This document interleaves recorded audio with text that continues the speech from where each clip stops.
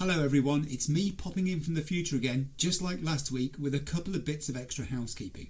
First off, apologies that the intro chat at the very start of this video has an extra edit in it.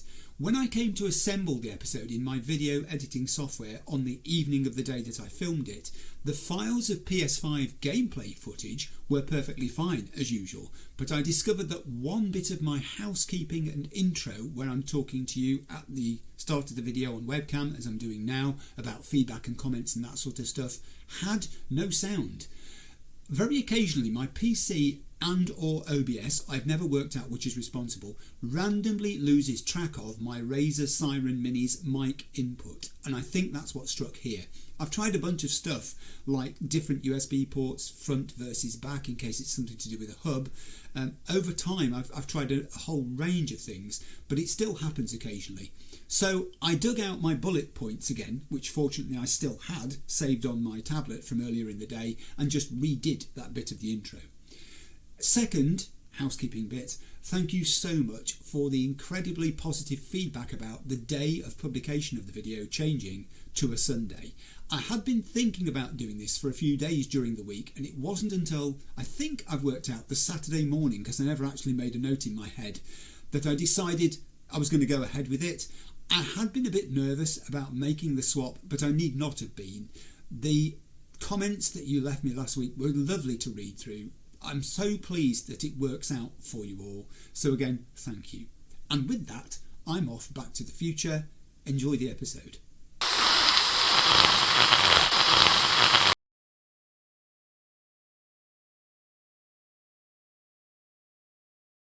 Hi and welcome to episode 51 of Cyberpunk. I hope I find you well today and ready for more dystopian content.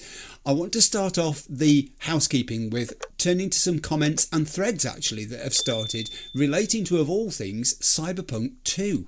I'm very humbled by commenters suggesting that I might have some connection in some tiny way to Cyberpunk 2, but also by the humorous thread that speculated whether, given my age, I might be dead before Cyberpunk 2 happens.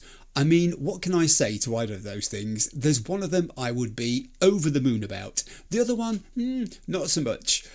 Also on the subject of time, some comments about the speed of playing and the reaction to time pressures have arisen right from episode 49 actually, and the walk to the crash site of Space Force 1. I've been getting comments on this subject, and obviously the battle against the Chimera last episode provided a stark contrast. So why did I react with urgency to fleeing from and fighting against the Chimera, but not to the crashing of Space Force 1 and Myers being in peril?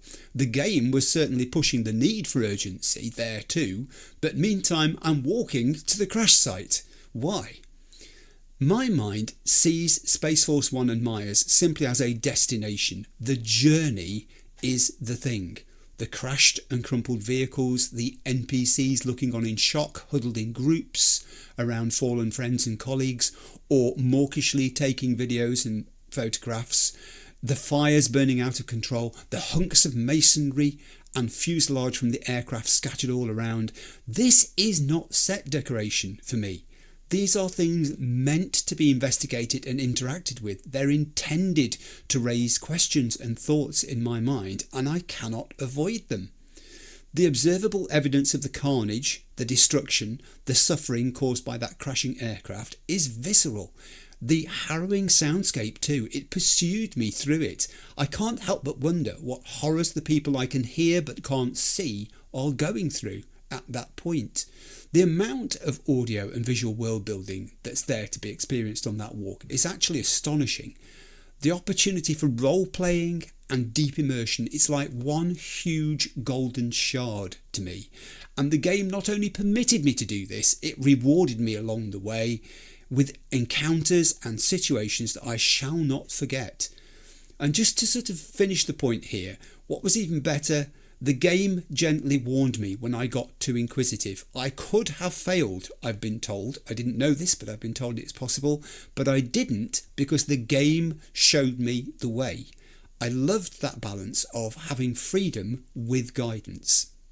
So TLDR, I guess I could have jumped in a car instead, driven there at breakneck speed, but that's not me. Those people who say, I could never play the game that way, that's okay. You don't have to. I do. It's not a conscious choice on my part. So I guess you can experience that different way of playing it through seeing me struggle along. Right, let's change tack now to other things that people raised in the comments. The trivial nature of that weapons review shard I picked up, where the chatty, obviously well-known character was giving her impressions of the latest and greatest weapons that people should be going out and buying. That was an intriguing one. Obviously, this is an influencer of sorts who has some following. It's perfectly dystopian though, isn't it? It takes the subject to the next level, where discussing firearms just becomes another item of popular culture, like talking about movies or musical preferences. And then it gives it a soundbite shallowness and casual nature via the sort of jolly language and the hurry personality of the reviewer. It was amusing and disturbing at the same time. Just one shard as well, but it says so much about societal attitudes in the game.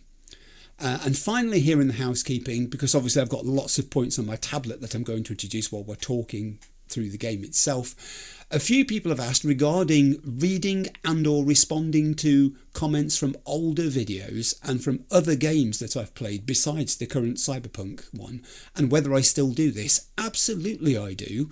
As long as YouTube sends me the comment, I'm on it. If someone takes the time from their day to leave me impressions and thoughts about an episode of whatever game it is that I've played, then I'm always keen to hear about that. It's only right, and anyway, I love reading about other people's feelings and experiences with games. And that was the housekeeping. Right, so to episode 51 and what it's going to involve. There are going to be two parts to this episode, two elements that I want to include in it. This is the planning, anyway, that I've done. The first is I'm going to continue the Phantom Liberty main quest line. I don't think I have any choice in that at this moment, because it doesn't feel like the game has opened up properly yet. In terms of my journal list is not populating yet with the range of activities and gigs and other stuff which I encountered in the main game at the point where that began to open. Nor is the map, I think, fully available to me, and there are things like the passage of time which are still a little bit quirky. So I think all the signs are there that we're not at that point yet. It may be coming soon, I don't know, but I'll try and keep alert for it if it does. That's the first element of today's episode. The second element is, and I've thought about this carefully, I want to go looking for trouble. I'm deliberately going to try to find a situation involving Barghast that I can get deeply involved in. And the reason I want to do that is, back in the main area of Night City, there are very many gangs, and each of them is quite different, and my approach to tackling them has been different as well.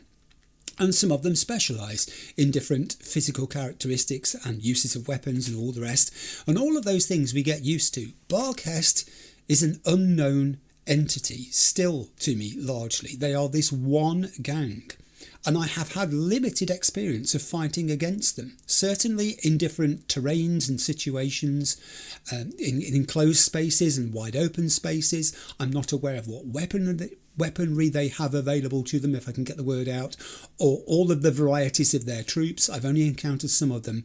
And since they are so central to what happens in Dogtown, and my success or failure in getting past them is extremely important, it seems logical to give myself some more experience at fighting them. So let's recap episode 50. In episode 50, V and President Myers continue their journey towards the safe house that Songbirds arranged for them to use as a hideout from the pursuing Barghast forces. The route that Songbird has mapped out takes them through a giant expo hall which has lately been taken over by Kurt Hansen and is being used as a storage facility. In the exhibition area, now turned into a warehouse for Hansen's captured tech, they're ambushed by a group of Barghast soldiers who have, despite V earlier removing the President's subdermal tracker, managed to trace their location. In a fierce battle, the odds are against the pair until Songbird manages to activate and deploy the Chimera, a huge high-tech military tank which Hansen had been keeping in the warehouse prior to it being sold off. The deadly tank makes short work of the Barghast troops. However, their victory is brief.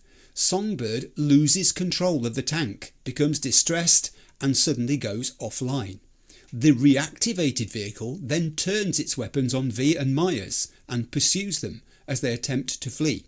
V succeeds in getting Myers into an elevator, but is then cut off from joining her. He nevertheless manages to subdue the Chimera before he loses consciousness. When Myers returns and awakens V, their respite is short-lived. The tank re-energises and resumes its assault on them. Chased, Myers and V retreat to the upper levels of the warehouse and mount an attack of their own on the Chimera, which at length succeeds in destroying it.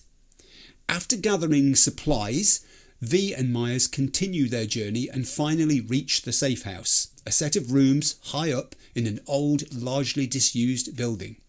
Myers tunes in the news on a radio and hears that she is regarded as missing, possibly dead. She also endures hearing Hansen disclaim responsibility for the attack on Space Force One, accusing the government of framing him as a pretense for waging war on Dogtown. V talks Myers into staying put rather than rising to Hansen's obvious baiting. Before they can settle into the safe house further, however, they're disturbed by the arrival of two men, Jacob and Taylor, criminals who are looking for a place from which to observe and stage their raids on airdrops. After a tense standoff, the two agree to work with Myers in return for payment. The next morning, V awakens to find Myers already up and out on the balcony, thinking. She tells V that Songbird has not made the arranged time of rendezvous, and she's concerned as to what may have happened to her, including that she may have been captured by Hansen's troops. Declining V's suggestion that they should focus instead on getting her out of Dogtown, Myers insists that Songbird cannot be left behind. She tells V of the existence of a trusted government agent, a sleeper, Solomon Reed, who worked with Songbird 7 years previously and has since been living undercover and dormant in Dogtown. Myers tells V that he is now their only hope of finding out what's happened to Songbird and potentially rescuing her. She asks V to enrol formally as a government agent to prove his loyalty. V declines, but instead accepts a presidential token which Myers says can be used to identify him as trustworthy to Reed. She tasks V with contacting Reed using an archaic communication method, a landline phone at Capitan, Caliente. The plan is that she will remain in the safe house and lie low, protected by Jacob and Taylor, while V travels in an attempt to establish contact with Reed. And that's where we got to. Let's dive back in. Right, I'm starting exactly where I left off last time, so we're in the so-called safe house. I say safe house, it does concern me this. Two things concern me about it. One, there seems to be only one way in and out, which is fine if you're defending your position against a small number of forces with limited weaponry. But if Barghast was to mount a concerted attack on this place in order to try to secure the president, if they knew where she was, then there's no way we'd sustain defending it against that. Plus we have no other escape route. That's the second thing that occurs to me as weakness in this position. This safe house is great, but it's so high up and there's no other way out of it. However, that's what we've been left with, so that's what we've got to do. There's some resources here, tier 5 components I should take, and I want to look and see whether Taylor is still here. He is. Before I have a readable. Does he have something new to say to me before I look at that? He does not. So I'll read this readable before we move anywhere. That's a nice surprise for the start of an episode. Archive conversation, Jacob and Taylor. Jacob: Tune, we got this for real this time. Taylor: Got what? Jacob: An invitation to orbital air with our names on them. What do you think? Airdrops. Caden hit me up, said next drop's going to land near Elizabeth Crest Street. Meet me there in an hour. Know exactly how to grab it so they don't see us. Taylor: Obsessed is what you are. Trying to Hansen over is going to be the death of you. Jacob: No man, just trying to settle the debt. Either way, you in or out? Taylor: In. but got a bad feeling about this. He is the laconic one of the pair, isn't he? Jacob is the impetuous one, the ideas person, the energetic one, slightly hyper maybe. Taylor is the more withdrawn, the more, experienced perhaps, slightly older. Maybe he's seen this before, who knows? I don't. Right, before we leave, two things. I want to go into my inventory because I'm about to make a change. Do you remember at the start of the last episode I said that V and his inexperience with tech weapons and smart weapons was finally getting to me? I didn't want to go through the entire playthrough without giving him some chance to find out what they can do. So last episode I put in place in slot 2, where my knife normally sits, the M179E Achilles Tech Precision Rifle, Tier 5 Plus as it was, and he had a reasonable time with it. I think it defended well against Barghast in the warehouse situation, but its time has come for it to change.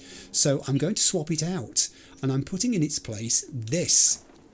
This is the Yinglong Tier 5 Iconic Smart Submachine Gun.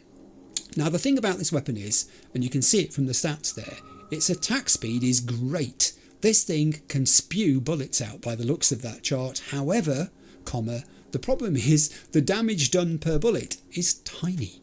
So you've got to maintain focus on one target. I know it helps, the smart weapon. I know it can lock on and that assists to some degree, but you can't switch targets halfway through and expect it to have done its job. You've got to stick with whatever it is you're trying to subdue until it has been subdued.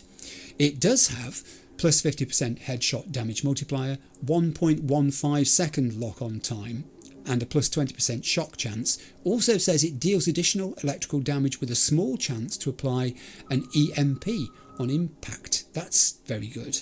The one downside to this weapon I can see is that it's going to consume bullets at a ferocious rate. I have 999.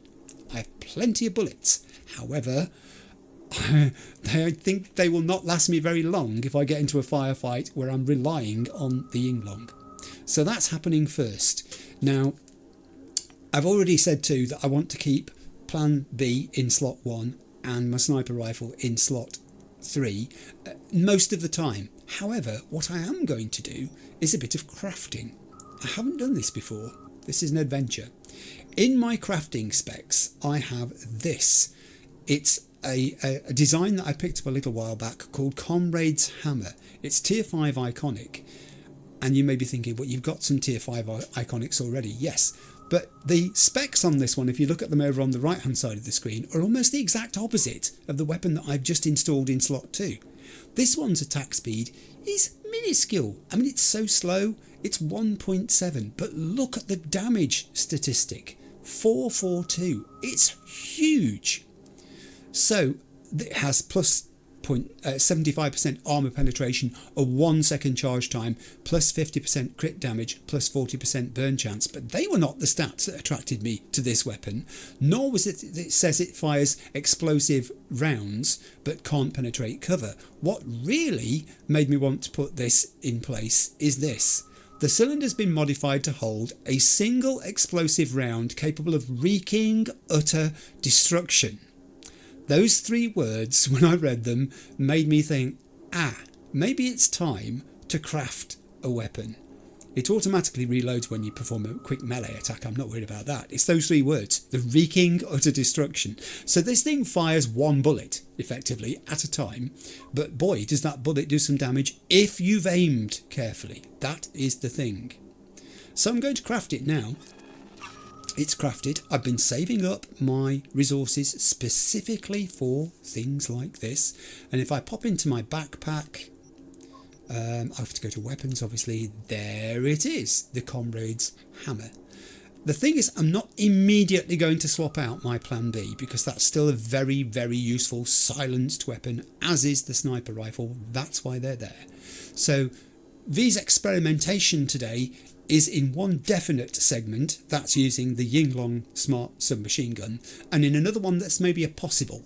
It depends whether in this episode I have reason to swap out the Plan B for that weapon that I've just shown you and described. So that's quite exciting. I'm rather happy about that, having decided at last to do it. Let's go. It's been great. I have got a date at Capitan Caliente's restaurant. What was that over there? I saw something red. No, I'm not going to pick up too much more of the clothing that comes my way. Mainly because I think it's a weight thing. Just at the moment, I don't think I need to. Is that clothing too? No, they're components. I'll have that. I'll have the tyre iron because that can be just got rid of at some point. But I'm away. If you see Jacob, tell him I asked after him, and also say that I hope he finds happiness with his dumps. That came out the wrong way, but we'll keep it because it sounded all right in the end. Right, I'm away. Doorway, please. Now, when I was last here, I spotted out in the corridor this. We have got a new graffiti, a new tarot. Her. Indeed, her. This one is called King of Pentacles, and it had a yellowish star round the top of it, so it's going to be that one. The King of Pentacles is imperious. They represent enterprise, pragmatism, but also attachment. From such a person, one can expect coldness or attachment to material possessions. They're likely to turn your world upside down sooner or later. I'm trying to work out who this one and the previous one, which was King of Cups, relate to. These are the two that I've picked up in Dogtown so far. I think King of Cups, the creative and emotionally driven person, a strong individual who realises the importance of feelings, intuition helps them navigate their lives, and when fate falls in their favour, compassion guides their actions. When they're at odds with fate, it can be unwise to trust them. I think that is Songbird. I think that's most likely a description of her. Emotionally driven. We've kind of seen bits of that already. We know she's strong, but I just don't know. And in which case, this one, King of Pentacles, is most likely going to be President Rosalind Myers. Imperious. Represents enterprise, pragmatism, but also attachment. Coldness. Yeah, I'd expect coldness from her. And likely to turn my world upside down sooner or later. Yeah, I think so. I think that's who that is. I'm not sure, but I think that's who it is. And of course, no Misty to ask about these things as yet. Right, so we need to head for the elevator, do we not? And I shall. Whoa, hang on. Several things. We've got a readable. Arvin Accord redefined. Arvin Accord redefined. Ever since Mayor Ryan declared Pacifica an independent district, I keep wondering what it really means and what will the long-term ramifications of that decision be. Will it result in a small-scale war? 2070's Arvin Accord clearly defined Night City as free and autonomous, a result of Ryan's efforts and political savvy, but as soon as the dust had settled, the mayor realised that some of the land he so valiantly fought for may be nothing more than dead weight as far as NC's welfare is concerned. Dropping Pacifica from the administrative boundaries of the free city of Night City has been a drawn-out process, since long-term action is always easier to digest by the public, but in reality the district hasn't been considered a part of the city for a long time by NC residents and even NCPD, which withdrew from Pacifica years ago. But the official split came only when he needed to boost his support by massaging the crime stats. So where did Pacifica find itself after the end of the Unification War? The Arvin Accord did not end the war, but simply moved it elsewhere, without designating clear winners or losers or appeasing the ambitions of anyone involved. This is why a large independent district neighbouring Night City would be a great catch for anyone vying for influence over the metropolis. The ambiguity of borders described in the Accord makes Pacifica a perfect location for everyone working in the shadows, and any kind of operations would not necessarily lead to breaking the 2070 treaty, but rather its creative reinterpretation. That's very interesting. Ryan sort of realised he wanted to wash his hands of this part of the deal. Gosh. Very interesting. Did I see some resources? I did. Tucked away behind that grating is some tier 4 components, which I'll take with me to the elevator. Oh, it opened all by itself. That's spooky. And we're going to head off to... Hey, made the right call not taking that fascist-ass oath. Thank you. Yeah? Some causes are worth pledging your life to, V. This ain't one of them. We're going to head off to Capitan Caliente, I was about to say. It's not worth pledging my life to. Let me just push the lift button and then I will re-engage with you. It won't let me do that, so I've got to talk to him first. So, you ready? I'm kind of ready. Why does he think... I mean, I've already got reservations about signing up to this, but why does he think it's a mistake signing up to it? How'd you come to that? 'Cause with the biz done, their arm will still be far up your ass and you'll be a meat puppet. Oh. No, I was once a corpo jarhead, right? Practically dove into uniform head first. They had a real hard-on for the oath. Repeat after me, bloody fucking blah. But can't remember what I solemnly pledged to do. Sure you want to talk about this? Gotta hand it to you, V.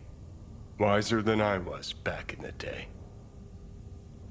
Wow, I'm going to take that as a compliment. Can I push the lift button now? Will you let me push the lift button? Yes, I can. I can't imagine Johnny in that, guys. Can you? I mean, I guess so, possibly, but maybe because he's seen both sides of it. This is what's made him seem wiser in terms of just life experience knowledge that he has, which V does not. Because the danger of that is when you've only got one input of information of this sort, do you rely on it, or do you still treat it as suspect and try to make your own mind up? I don't think V's in a position to even know which way to go on that score. That looks like Jacob. That is Jacob. What are you doing out there? Well, look who's away. Hi. Nice to see you See that too. crazy color smoke? Yep. Wham bam. One of Hanson's cargo drops, no doubt. Oh, that red She smoke. all yours.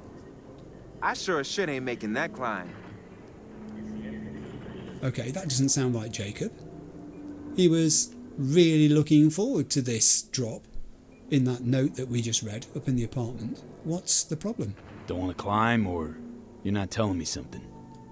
You think I'm finna parkour up on one leg?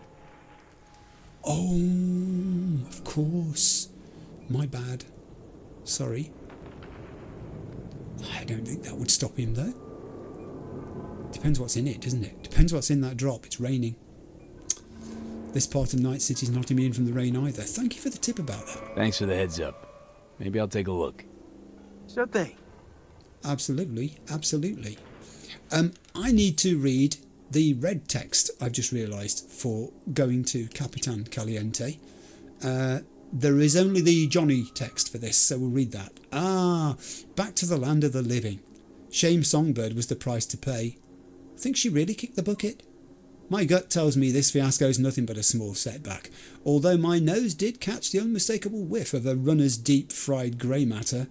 Now all that's left is surviving NC's most twisted district while babysitting Madame Prez herself. V, take on a simpler gig next time, would you? Yeah, I mean, we have really landed ourselves in something here, haven't we? Let's step outside and smell the fetid air. One of the things I notice about the architecture of certainly this part of Dogtown, but it may be representative of most of it, is levels. There are so many levels to this. So you've got people down on the sort of street level there, as we can see. We've got these guys on what you'd call level 1, I guess. These are on the balcony here and on top of that container or whatever. And then even further up, look, you've got a guy there who's up to something. He looks like he's repairing something. Could be a TV aerial, who knows. But they've certainly injected more verticality into Dogtown, I think, than was present in most parts of the other areas of Night City in the main game. And maybe it's reflective of the fact that Dogtown is such a small district that it needs this verticality. It's had to go up rather than sideways because of space constraints. That would make sense. But I also like the haphazard way that these things are constructed. These are kind of modular things, aren't they? The building we're looking at in front of us and the one to its left. They are next to containers and they almost look like they've been made from containers too. It's very good. I like it muchly. So we've got to head to Capitan Caliente. What are they doing over there? Excuse me a second. I'm guessing you're Barghast. You look like Barghast. You are. There's a private, there's a warrior, and there is a sergeant. We've got a mixture here, and it would appear that I was going to say they're playing hide and seek, but I've just realised they're not playing hide and seek because this guy just hammered on the door there. So something's going on. Oh, it's Panam. Hello, Panam. Do I have time? I think I know what she's going to ask me. Hey, any interest in doing something at your place? Yes, there's interest. What there isn't is ability, just at the moment. So I'm going to let that stay in my journal list, where it's safe. I do miss Panam. I miss her counsel. I miss her physical presence. This is someone called Alison Brown. Alison is partaking of alcohol at 6:26 a.m. in the morning before she crosses over and climbs up here, I'm guessing, to enter this building which is being guarded by Skylar. She is on the door at the moment. There's Skylar. And she's got friends. And when I say friends, I don't mean people she sort of goes out with regularly, but people she associates with at work. Anatoly and his good buddy, Kikuchi, is that? So I can see why Alison's thinking twice about this. Yeah, okay. Also, I noticed there's a drone here. It's a Wyvern drone belonging to Militech. These things seem to be used quite a lot. Surveillance is the order of the day here, isn't it? I don't know particularly. Oh, hello. V in Dogtown. My. Yet again with my favorite merc this side of the Sierra Nevadas. Hello, Mr. Hunt. Only did the one gig for you, far as I recall. And let's not forget our torrid tale of Haitians, netrunners, and animals. You could not have made contact with the VDBs without me. That's true. Your source for adventure I am, in Dogtown as elsewhere. Ooh. So, we finally gonna meet in person? That'd be good. I can say neither yes nor no. In lieu of an answer, I've new work for you. I hope you'll accept. One last thing. How you breached Dogtown's border, I'm not certain. Though I suspect not via the main gate. Irrelevant in any case. I've secured clearance for your future convenience. Your name and likeness now registered in the system. Oh, excellent. Granting unfettered passage over the district threshold. Talk again soon. Ah! Is that it? Has the map just opened up then? If I can go out in and out of the district threshold with a pass? He's messaged me too. If you call me, it's to talk biz. I don't do chit chat. Yes. I think I might have read that one before, actually. That might be from our first mission that we did. And then it says, our Dogtown streets can run rather narrow, though not by European standards, mind you. Yes, European streets can be very narrow. You'll require a suitable vehicle, one which I happen to have arranged for you already. Collect it at your leisure. You're very welcome. Is that it? That's a tiny thing. It's so small you can park it on a pavement and people can still walk past. I can say thanks. A good fixer thinks of everything, don't they? Which is certainly true. Or I can say Dogtown is what Europe looks like. Sounds lovely, and thanks. I think V, who's probably never been to Europe, might go for the bottom one. So let's do that. Oh, he's typing. Of course, safe driving now. I think he might have replied that way either way, whichever of those two responses I had chosen. So I've got another vehicle. I don't even know what it's called. It can't be very powerful, can it? How big an engine can you put in one of those? Not very, I would say. Not very. Right, it's defaulted to I want to stay at your house. So I need to get back to Lucretia, my reflection, head to the Capitan Caliente restaurant, which we've now done. And I've realised I'm therefore going the wrong way. Wasn't the yellow line pointing behind me initially when I stepped out of the building? I'm very tempted to just... Ooh. Fuck off still got legs to walk on. What's going on? What's going on down there? We've got Barghast. Another overnight delivery, looks like. Wonder what it was. Meds? Iron? Implants? Implants, for sure. From Europe, I heard. You heard. I got to show me the scarves at Terra Cognita. Told me a new shipment coming in. Okay. They clean it, tinker with them, hand them over to cat school. Know who handles the drop-off at the stadium? I do. Ever heard of Ted the Gardener? He's been riding with him for months now. Could you, talk to him for me? Maybe something fell off his track recently. Everyone's got an angle. Everyone round here's got an angle, haven't they? I guess they've got to have, because what are ordinary jobs in Dogtown, really?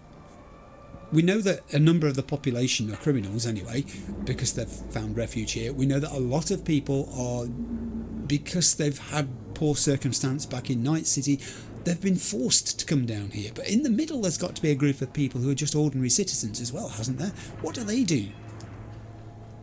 Are they all like this? Are they all scheming? And now I'm intrigued by that symbol. That's rather like Barghast Punisher, that says. That's you though, isn't it? No, that's a Barghast Sergeant.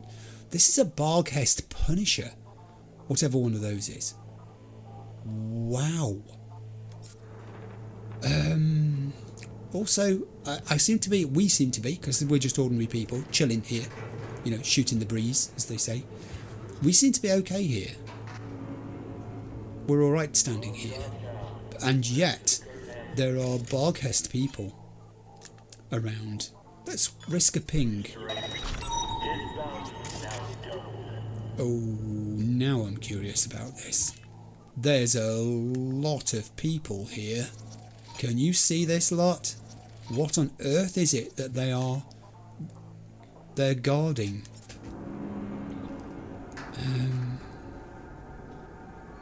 I don't know, but I think I want to find out. I might have to do a detour here. I do want to make this episode one where I take the initiative with Barghast rather than being on the back foot with them. I felt like I was on the back foot a lot last episode by necessity because of things that went on. But I do need to get confident at dealing with these people and knowing what weapons they use, what tactics they use, and how hard they are to beat.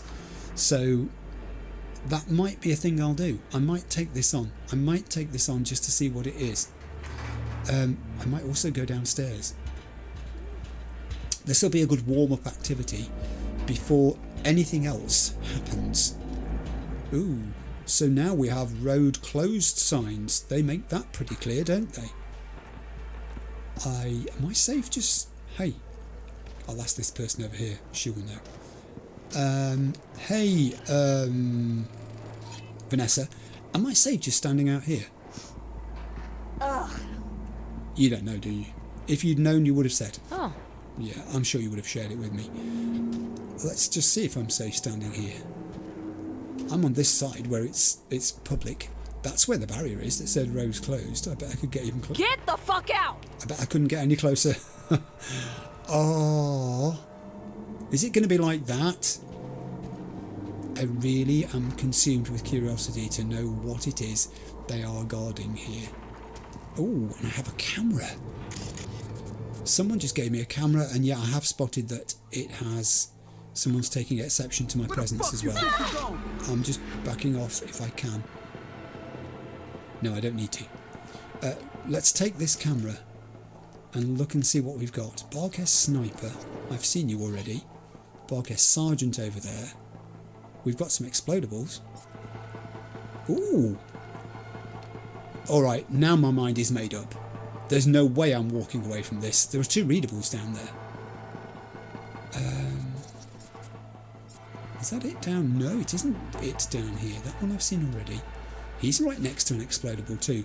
This is starting to suggest that I need to take this on. Is that a person there? It is a person hiding. Let's ping you. See who else is in here with you. Who do we have? We've got you. Is that it? That's a ladder. I think that might not be it. God, there's a lot of people here. There's a very lot of people here. Only got 3 cameras. That's not very many cameras. This is the area immediately in front of where I am, I think. Because that's the guy facing outwards. And those are the barriers up there that I'm standing close to, or was standing close to. Right, let me leap back out of this. Careful. I'm thinking... No, not Yinglong. Your time will come. Be calm, Yinglong. Oh, God. How did that occur? How did I trigger that? And now the good citizens of Dogtown are running for their lives. All because of me.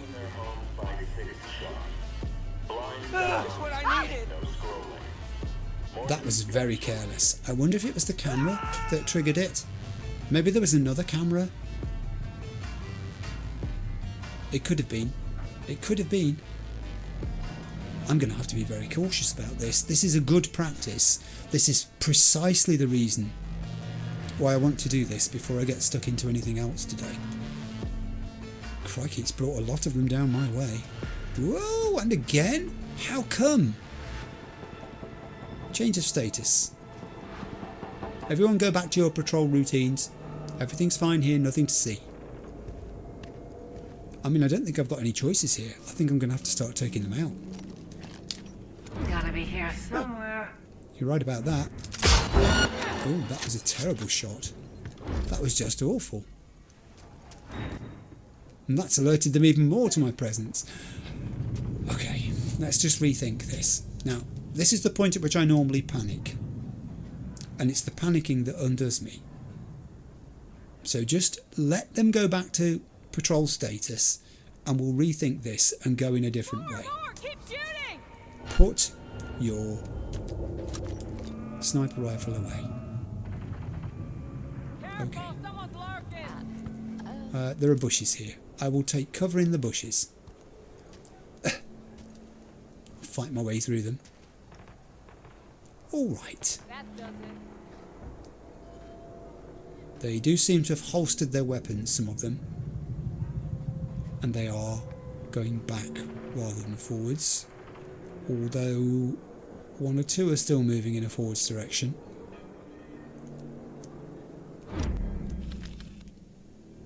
Yeah. Okay, I think we're alright again now. We can afford to creep up. Let's try that slightly differently, shall we?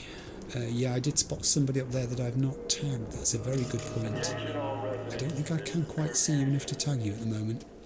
I get the feeling there are bound to be more than I can see here. There are bound to be. Could have been the one up there who spotted me, actually. That may be the first one that I should deal with. You. I think you're in a kind of position where you are spying on me. Right, you've gone. He's run away bravely. That's a sensible thing to do. I concur with your decision to leave the area immediately. Now, how far can my plan B get me before problems start? I'm pretty sure bodies are going to be discovered. I'm fairly sure that is the case. That guy there is now on alert, but has gone the wrong way. I can stay here behind this. I can tuck down. He can't see me, and by the time he can, it will be too late because that. Alright. 3 for 3.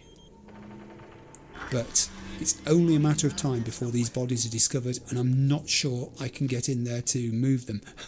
The person over the side there is just sitting watching this. She's saying, I wish I bought some popcorn. It's not too late. Go buy yourself some. Get some for me too. I can do with a cold drink, please. Alright, you see there's a guy up there who's kind of got a vantage point, but I don't know. I don't know whether I can. Yeah, maybe I can. Get rid of him that way. At some point I'm expecting to be discovered. I just want to say that before anybody thinks that I'm going to try to get through this without being discovered. I'm just trying not to panic, is what I'm actually trying to do. If I'm honest about it, let's be honest, I'm just trying not to panic. I can't build my part up here, because this sort of stuff really gets to me. Dare I pick those up without being seen? Yes, I dare, apparently. Right, this body I'm going to pick up. I'm going to go for a short walk over here. Hi, I'm going to bring you a few bodies. I hope you don't mind. It's fine. You might need to make a bit more room. If you don't mind moving that table while I'm not here, I'd be terribly grateful. Thank you so much. That's very kind of you. I really do mean that. I do appreciate it. I honestly do. From the point of view, I know you haven't got to do that for me, but I'm just saying you would, because you're that kind of person. I can tell in your eyes. You've got very kind eyes. Oh, okay. Right. Now is the point at which I'm going to retreat and see if I can grab hold of that camera that I thought I nearly got hold of last time. Here. You, in fact. Because I think this is going to be a multi-skilled approach. I am going to use explodables, for instance. Let's distract you. I couldn't tell which one he was closest to. Is it this one? It'll do. That will do fine. Boom. One down. I mean, I could take this out by overloading it. Should I do that? I think I shall. Turret gone. So, what have we done so far? We sniped this one. He's not a problem. That one's been blown up. That's not a problem. I haven't pinged extensively in this area. There are some resources there. There are 2 readables in the middle of this area, which I must not forget to go for, because that's actually become my main reason for doing this now, apart from warming myself up and getting some experience. I mean, he's already quite close to it already, but I think maybe I'll distract him anyway and see what happens. He's going the other way. You're going the wrong way. Turn around. There it is. I thought you were closer to start with, actually. Never mind, it's still done the job. Yes, I think that might be a bit of his body there. I'm not sure. Good. Good. Now let's change to the different camera. Oh, and we have the opportunity to quickly do that to this guy too. Let's distract him. Come on, you're right next to it. It's no distance to walk. And boom. He'll never have a headache again in his entire life. This guy, on the other hand, looks a little bit more of a problem. He's a Barghast warrior. I'm not even sure I could kill him if he stood next to an explosive. I just have a feeling maybe that would not happen. And also this person, if that's a person, yes it is, escaped my detection initially, a netrunner. I mean, it's been a while, so let's try this. I'm going to contage and overheat these 2, which is traceable, but I'm not too worried about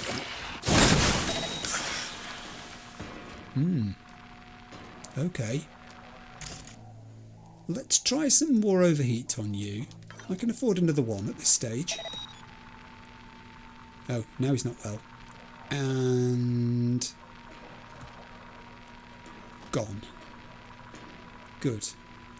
So my location's being traced now because I've done that, but I'm not too worried by it. I will go back to my camera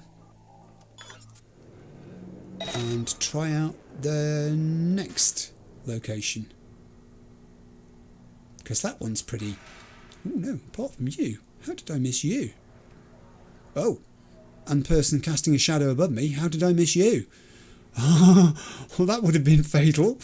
I can't see all of these people and I can't distract all of these people. So, but that's an opportunity right there. He literally, I know, bodies have been identified. Oh, he's going to run away before it can do any damage. No, it got him.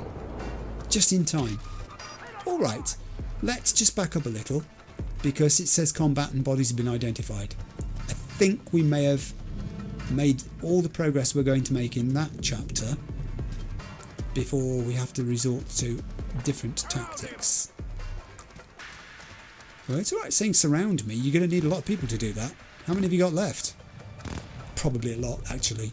I hear automatic weapon fire. It's not getting anywhere near me, but I hear it.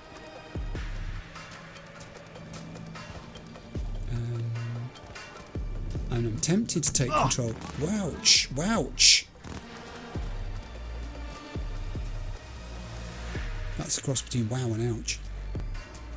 I wonder if I could give myself a vantage point here. Maybe. There's a ladder here. Let's use it. I don't know where any of this goes, by the way. What did I just walk into here? Oh, maybe I shouldn't be here. Okay, I'm going to go back down the ladder, I think. I don't want to take on everybody in Dogtown in one episode. I don't want to bring the whole of Barghast down upon my head, because I'm really not ready for that at all. This is just meant to be a confidence builder. Is it your time, Ling Long? Not yet, not yet. It's like a little puppy straining at a leash. I think this is a job for my sniper rifle. You see, it was, wasn't it? It was a job for the sniper rifle. I'd love to get across there, and I don't think I can yet. I can climb up there eventually. That's a certainty, but I just don't. I think I'm in the wrong place to do that. Hop over. Plan B. Reload. 35 metres away is that symbol. It looks a little bit like a Cyber Psycho symbol, doesn't it, too? And I know what it is because it's identified itself already.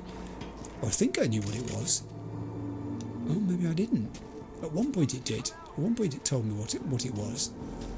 Some sort of super Barghast person thing. Object. Machine, I don't know.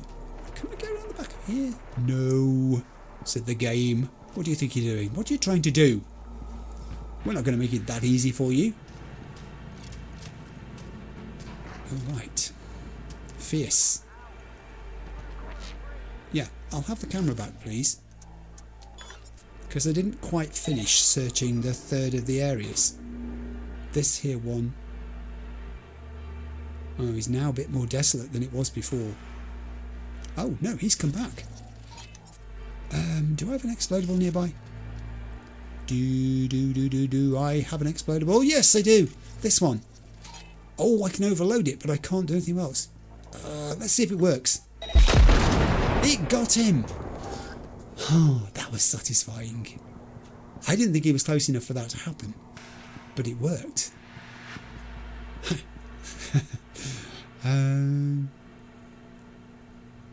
That looks like it goes off somewhere down there. Is that a dead end? I don't think it is. It's got lights pointing down it. And nowhere else has. A ladder? Okay. I think we're going in. Hostile area. You don't need to tell me that. Let's try turning cameras off as we go.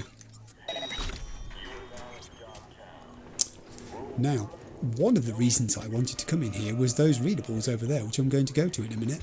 But first, I'll just have a quick look in these container areas. There's Hansen, reassuring his populace of his ability to protect them from everything. Absolutely everything. It's not protecting them against me, is it, Kurt? Let's read... Which one shall we read first? This one that's on fire? Or the one that's almost on fire? Let's read this. Archive conversation. Carly Rodriguez and Taylor Akers. Carly. You wanted something? Taylor. Sure did. Carly. Hit me. Taylor. You all burning over there? Carly. Only the finest Ganic tobacco. Taylor. No mood for jokes. Carly. Nah, it's just some trash left after the Militech deal. Papers. Taylor. Why was that printed? Carly. So the voodoos couldn't grab it? Safer on paper, Chumba. Just now we got stacks to burn. Interesting. Trash left after the Militech deal. Let's read the other one, because that's probably going to illuminate us further. I've just found another camera, which I shall turn off. Thank you. Before it causes me a problem. Oh, this is the contract. Barghast and Militech, data corrupted. Okay. The more we look, the more we find. Says V. Another day, another crate of components. What's that one is about? They look like shears of some sort for cutting through packing materials, maybe? Perhaps this stuff was wrapped up when it arrived. I have stairs here which I can climb, so I shall, before I do too much else, go up these stairs. Let's do a level at a time. Weapon. Local dab. Right, that's some sort of airborne vehicle. I hope it's not near me. Ooh, that's a bit sort of nerve-wracking, having that row of crates there where anything could be hiding in between them if there was any space. I hope nothing is hiding in between them. No. And no. And no. And no. Alright, okay, that's good. Back out then. Now we can take the second stairs. Let's do this. I know I dealt with someone up here. Yeah, you. In fact, I'm talking about you. And your kappa. Homicide. In vitro homicide. Choose only the best in the business. Execu clean. No other cleaner gets it cleaner. You won't believe how long it took them to think that up. Someone's left their voodoo rosary, which I'll take. And we've kind of got a makeshift bridge here. That was an explodable that I could have made use of but did not. Darn. You see these things too late sometimes, don't you? Here's a crate which I could put bodies into, you're quite right, but I'd be very busy. I'd be spending most of my time disposing of bodies and not playing the game, I think. Most of these containers, I think, are unremarkable, other than their capacity to absorb dead bodies.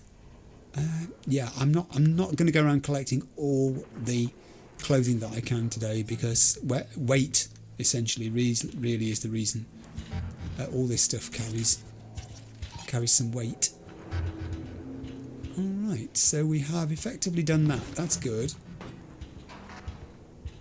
We've cleared that out.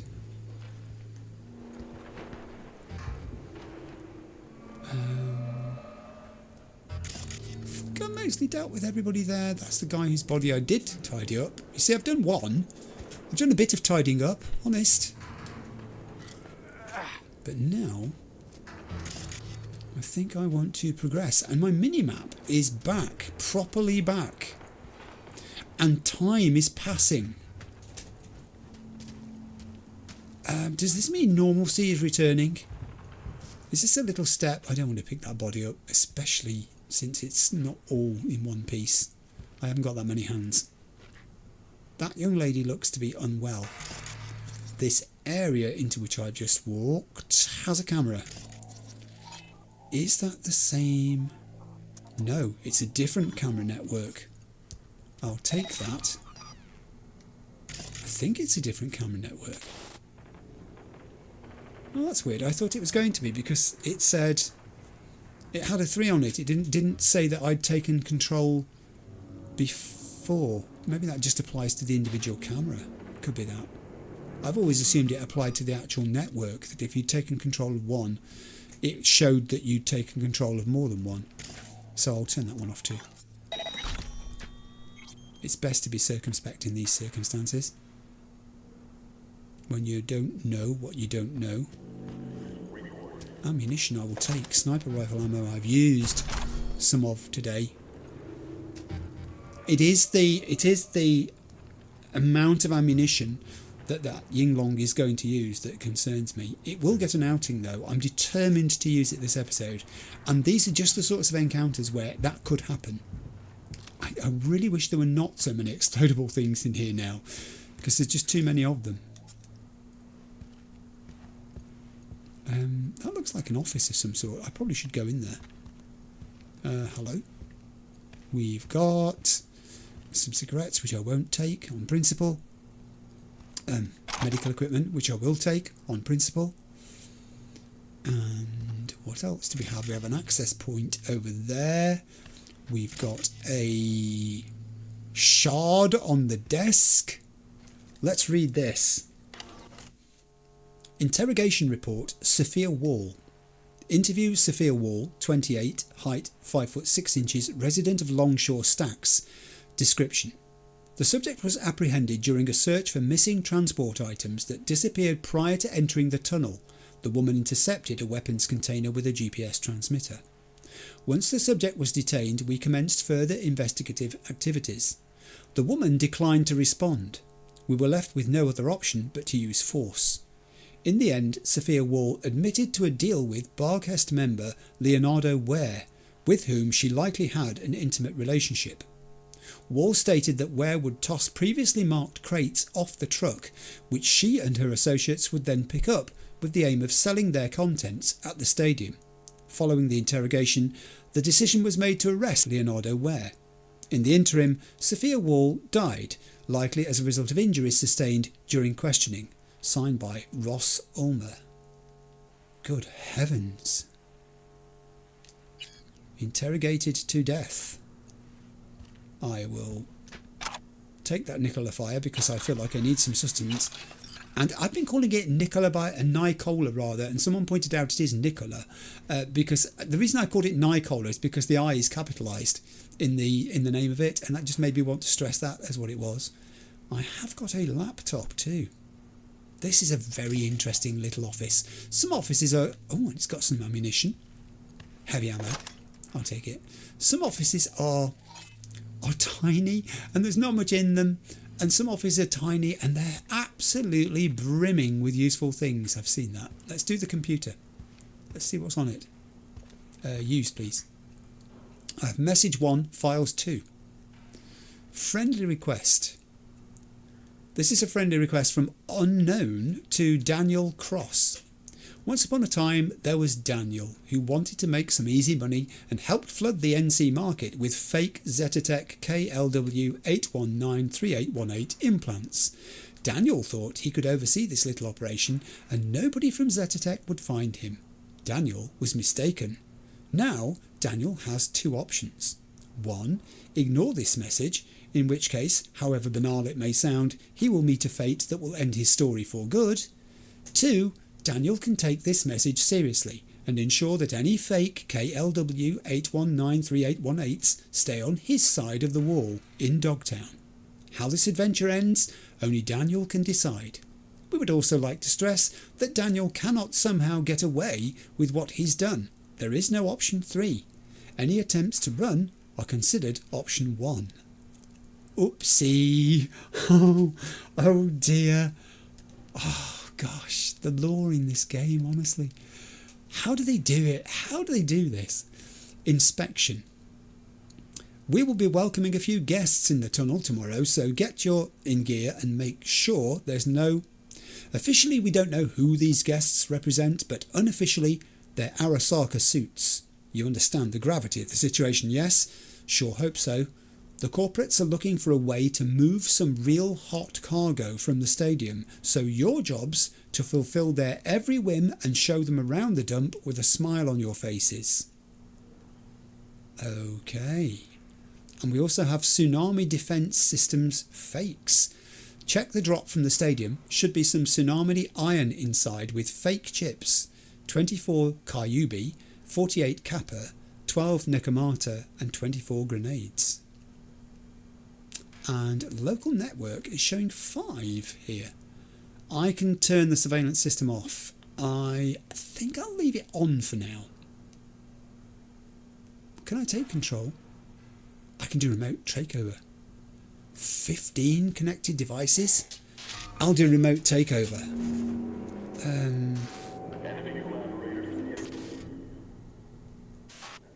I mean, the thing is, though... Yeah, okay, right. Let's jump out again. The thing is, I'm making progress. It's that panic thing again. I've just got to cut your cloth accordingly, as my mother would say.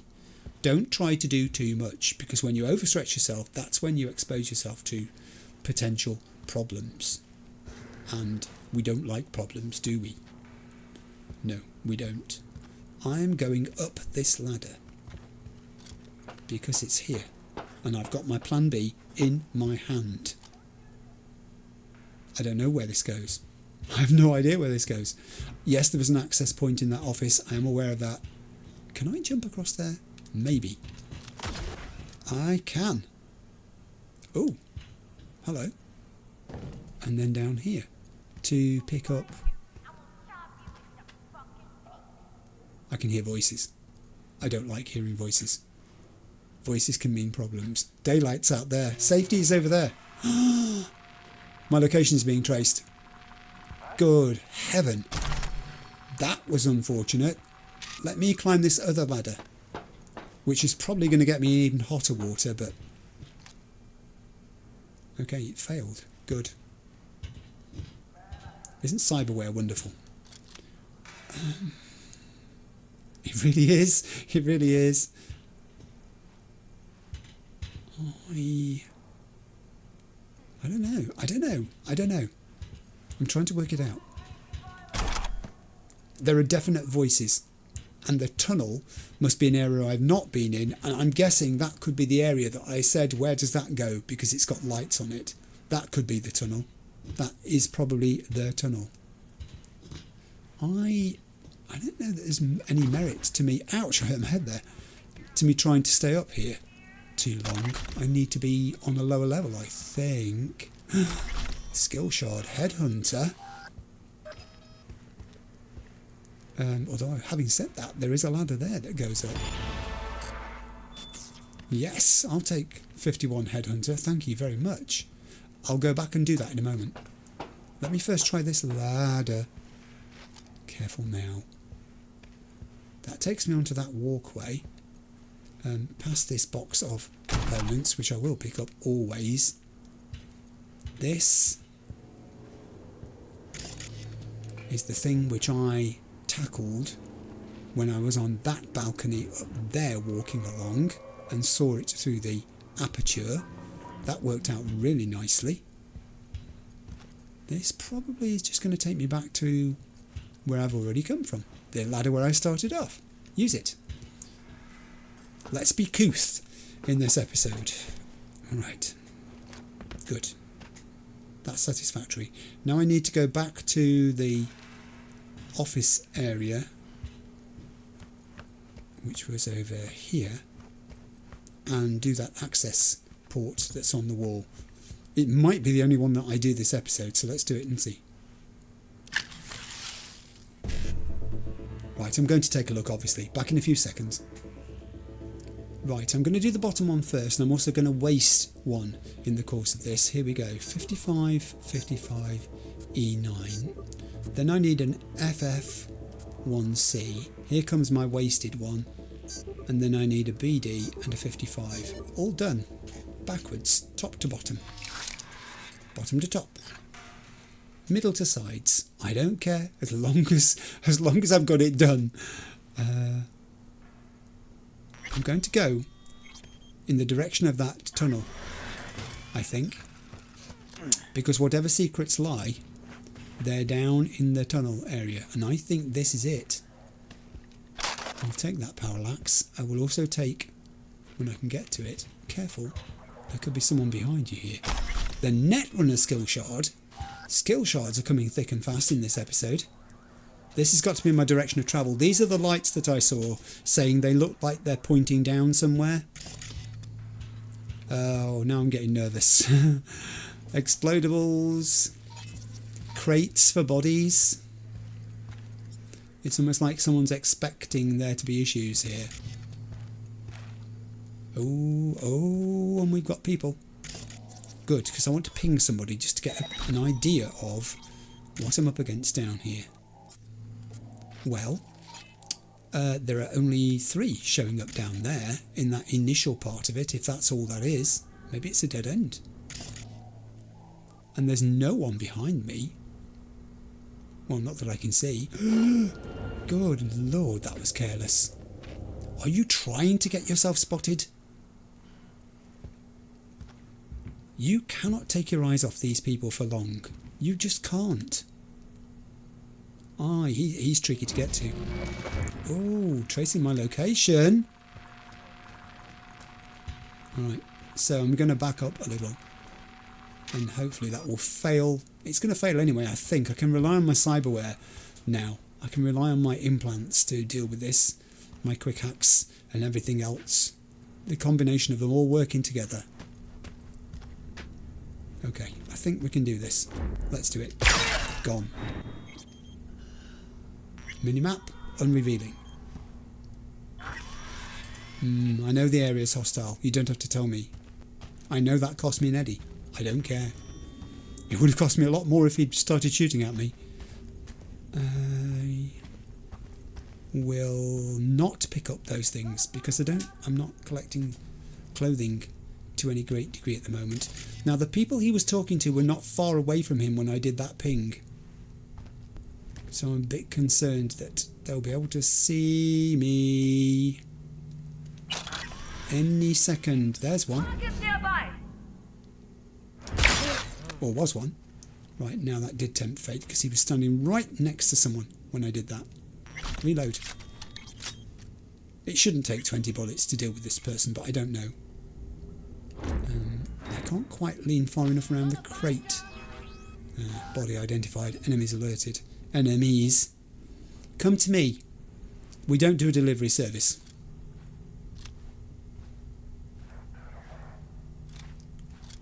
Hello. Ooh. She didn't know much about that. That's the best you could say about it. It was swift. She was dead before she hit the floor. How far does this go? And what's at the end of it? I don't know. I'm supposed to be heading off to Capitan Caliente, and I'm going there soon. I really wish these explodables were not here now. I don't think pinging that's going to help me greatly. Oh, it did a little. It did a little. There are more troops here. There are at least, that was one over there, 2, 3, 4 of them. That's not a cleaning machine. You've misidentified. There's at least 1, 2, 3, 4, 5, 6, 7.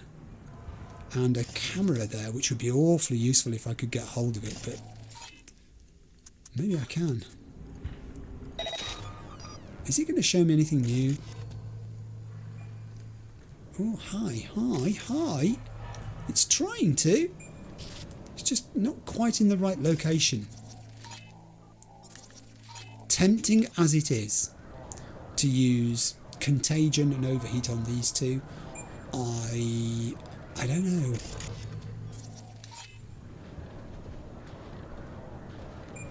Also, I'm hearing the beep of a data terminal, which is going to give me a relic point. Let's see if I can distract either of these two, or are they just too far away? No? How about that one there? Will that distract either of you two? Oh, I can only overload that one. I'm not going to do that.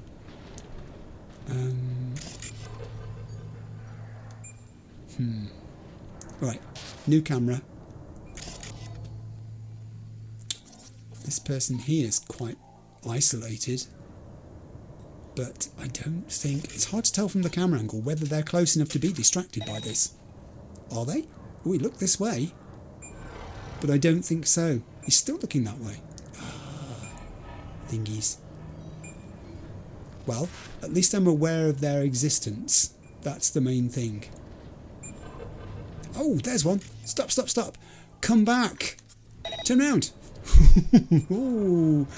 Just in time. Also, there's somebody upstairs I've now noticed who might be susceptible too. Boom. Stop. Yours is here. You're going the wrong way.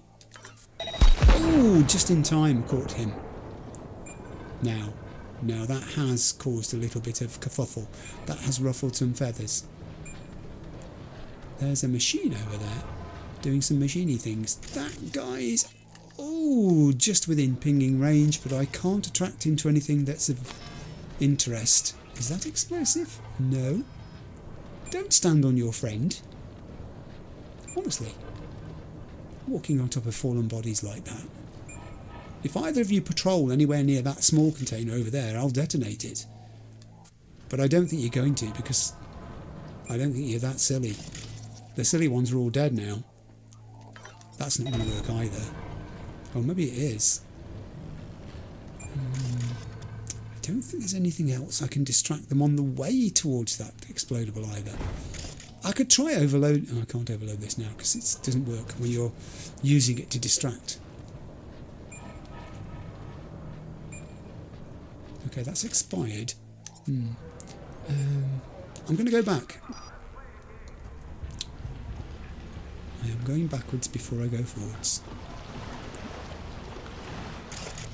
We're coming up to like an elbow in the corridor here, and then it looks like it straightens back out. The light is both helpful but also a menace. I am going to cast a shadow now as well. I love it when I cast shadows. Yeah. That's the machine. It looks like it's pumping something. That's a bad person. They've got a really good view of me too. I'm only going to get a fraction of a second to deal with them, if at all. That was it. Down, camera, off. I think we've already worked out that explodables are not going to be a thing in this particular area here. They're just not playing game. They're not going for it at all. These guys, they're too savvy. Yeah, you see, they know I'm here. They know there's something wrong because a lot of their colleagues are no longer responding on the radio and stuff. Ooh, door over there. Good. Ah! That's the symbol for my terminal where I'm going to get my relic point. Let me tell this fallen person here. They'll be dead interested in that. Oh, you are dead interested. Ah. Interested but dead. I don't particularly want to use that ladder because I think it's going to put me on the same level as these people, and they'll suddenly see that I'm there and all heck will break loose. This barrier is see-through, so I can dash across it a little bit. I might be able to isolate this one over here. Maybe. Perhaps. Isolated. Good. There are 2 to go. I think. There may be more than 2, but there are definitely these 2. Now, the problem with these 2 is they are going to see me do this. Let me try distraction again. I don't think it's going to work. It did not work. This malfunctioning light is a pain, but... Oh, there it goes. It's actually stopped malfunctioning now. It must have heard me talking about it. I think this guy down here... I might get 2 shots in. Let me reload. I might be able to do both. Go. And... Oh, that was awful. Okay, Ying Long. Let me see him inside. Let's do the Ying Long. Oh, Ross Ulmer is on 85%. Have some of this, Ross. Oh, Ross has got a weapon that really nukes me a bit there. Okay, this is a great time to pick up a new weapon. Stop. Let's try. He's what is he?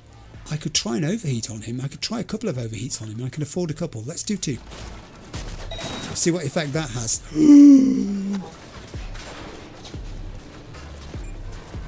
Oh, that had big effect.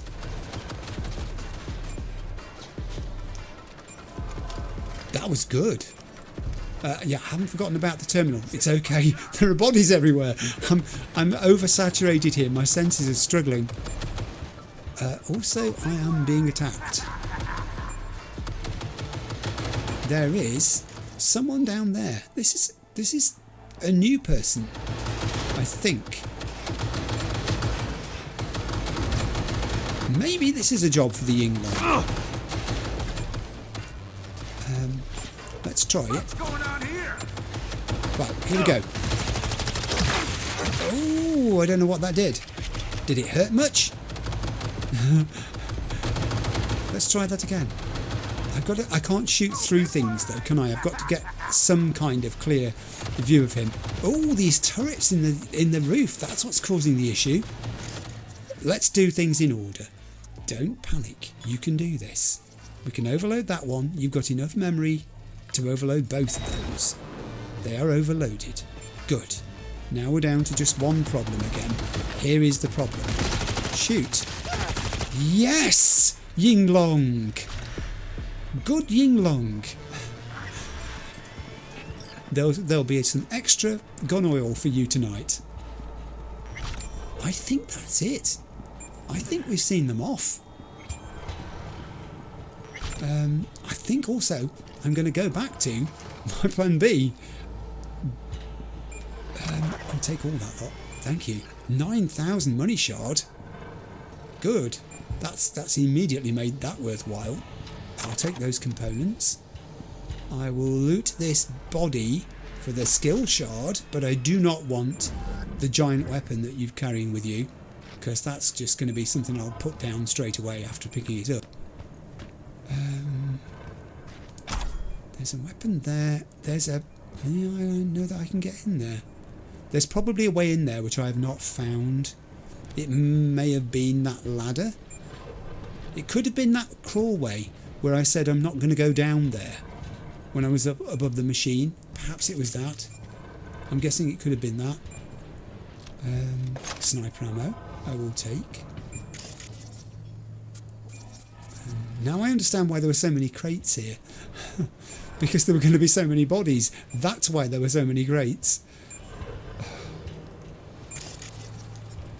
I've got another access point over there which I am not going to do just at this moment because I've been playing for a while now and I want to make progress through this and get back onto that which I was initially targeted towards. Some Eurodollars. I will have the pulsar. Weapons are worth collecting.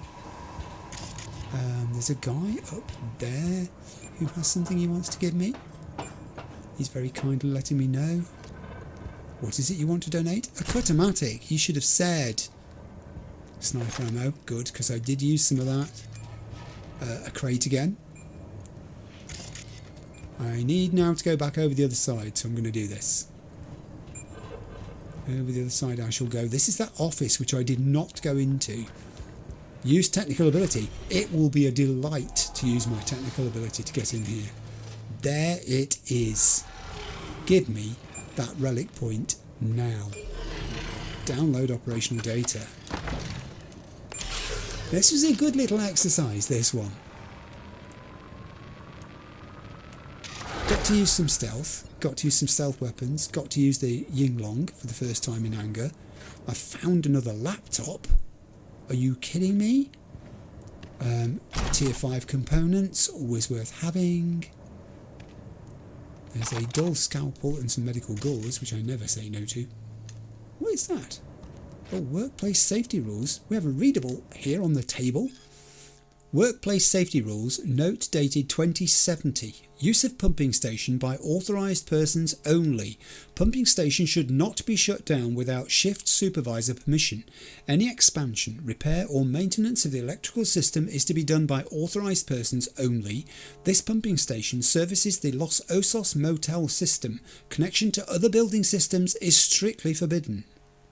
Sounds like there've been some undue shenanigans going on there by some of the workers, perhaps taking bribes to try and connect it up to something else. Let's have a look on the laptop. Put your gun away, Clive. You've closed the laptop now.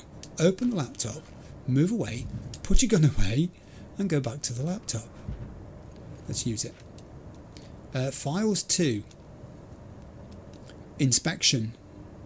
Oh, we've seen this. And the tsunami defense system fakes, we've seen that too.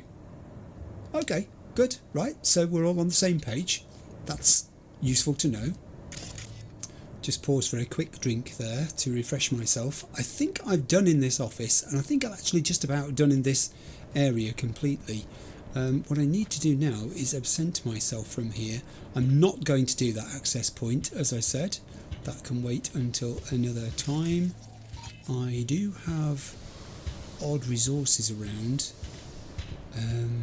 which I'll pick up. What are you when you're about? Okay, now this one looks funny. This one I might collect. A utilitarian burn corpo t-shirt and some military aviators, and it looks good in the little picture there too. I'm going to pick those up. Why not? They can be the exception that proves the rule. But beyond that, I think I'm done enough here. I think I've done plenty. So, is this my way out? I don't. Oh, hang on. Whoa! Okay, this is new. This is new. There's a mine across there, for a start. That's... I'll put that on friendly mode, I think. Put it into friendly mode. Right. Now we know that there is a turret there too, which I can just about grab hold of and I think overload. There it is. Let's do that. Right. That's not an issue anymore. So what's being guarded up here that requires mines? There's an interesting thing to speculate about. 2 crates of ammunition, which I'll have. Sniper and sniper. Good, good. Another mine. And now we're into the territory of bad guys again. Friendly mode would be useful because if they try to pursue me down here, maybe the mines will catch them out. I've got to be a little careful here. Let's overload that one too, before it overloads me with ammunition heading my way. Okay. And another mine? I think I'm too far away to do anything about that one. I need to go a little bit closer. And at too acute an angle too. Friendly mode. Let's stick with friendly mode. We are progressing down the tunnel, I guess. I can see that yellow circle.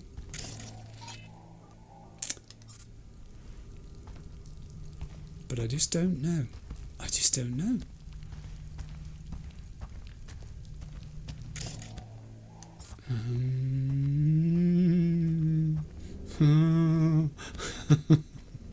I've got that horrible sinking feeling. Oh, what's this? Oh, hang on. Hang on. I nearly did it. I allowed myself to get distracted by something. Otherwise attracted I was there. What on earth was that thing? Size of a house as it was. I've just had a thought. In my inventory, now might be a good time to swap over to using Comrade's hammer. Shall we do that? Because that looked big, whatever that was. It can't come this way very far because of the mines. I don't think it's that stupid. Or it might be. Whatever it was that fired at me looked like it was throwing suitcases. They were huge. That thing that flew past me, it reminded me of the weapons in Doom. Let's try this for size. Who are you anyway? Let me tag you first. Ross Ulmer of Barghast. He's got a sizable bounty reward on his head. He's weak to electrical charge, resistant to a lot of good things. So I could...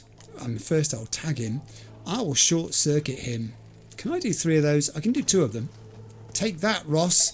He's come back. I thought I'd finished him off. I thought I'd finished him off, and I didn't do anything of the sort. Oh, good heavens. Alright, well, I mean, this could be straightforward, because he is susceptible to electric charge. And 25% now. I'm susceptible to his weaponry. I know that much. There's another one, 17%. I could try this weapon. I don't know what it does. Shall we try it? Oh! I mean, it missed for a start, I think. May have got close to him. Let me try again. Charging. And... ooh, it did a bit of damage. I mean, it knows I'm here now, but it knew I was here anyway, so that's no sad loss. Let's do another short circuit. 12% becomes 5. He's advancing. I think if he keeps coming this way, the mines might do my job for me. I will bravely retreat behind this one. No, he's turned round. Okay, let's try one of these then. Ooh, 4. And... that did it. I think it did. I mean, I don't know. Is this like a super cyber psycho? I don't know what this is. I don't know what Russ represented there. He's definitely human, judging from his rap sheet. Panam's... Panam, I'm going to read your message later. It's okay. Yeah, a bit busy. I've been held back at work by something. Staircase over there. How very interesting. You are dead, aren't you? You're not going to spring back to life on me. I don't like the way... he's not dead. He's incapacitated. A cache access card? Whoa, that's a lot of components. And an archive conversation as well. Let's read this. Archive conversation, Russ Ulmer and Cassidy Schneider. Russ. Yeah? Cassidy. Listen, SciTech needs to do some biz with Miltech on neutral soil. Need to find a place to meet, but quiet. Russ. Heavy hearts. Tomorrow night? VIP area? Booth 1. Cassidy. Hope it's under your name. Russ. Your hope is not in vain. Cassidy. Thanks. Hanson doesn't need to know a thing. Russ. Sweetheart. The less he knows, the deeper my pockets. You've been doing the dirty on Hanson? I mean, I should be shaking your hand, really, but I mean, I don't think you're part of the solution, Ross. I think you're part of the problem. Just a different aspect of it. And where was it I saw that staircase? That I thought was a staircase. It is a staircase. Ugh. I've still got a mega weapon in my hand here. I don't know that I need to have a mega weapon in my hand. I will take that. I will take the handgun ammo. A lot of it. I will... what is that thing on his... what is that? What exactly are you? I'm not sure what that is. It may have been something that was a weakness that had I picked on it would have done the job for me sooner. It's possible. There's so many unknowns in this game that, you know, you do your best to guess and work out what they are as you're going along, don't you? Like, how can I get to that crate? Yes, I can. Tier 5 components. This has been good for Tier 5 components, actually. This outing, this exercise has been splendid for them. Now, it looks here like I've got a choice. Kerry. Kerry. I'm going to read Kerry's message later too, because I'm in the middle of something here, Kerry. You and Panam can both wait. It looks like I've got an option here. I can go up this staircase, or I can go up this ramp. Let's go up the ramp because it's wider. We've got a camera there. I'll take control of the camera, although I think we are reaching the point where there are no enemies left. I think Ross may have been the big bad body. He was it. His body was the one we had to get. And we got him. Okay. On this area we have crate. This is Militech stuff. Handguns, smart guns, heavy weapons. What is it you need? We've got them all.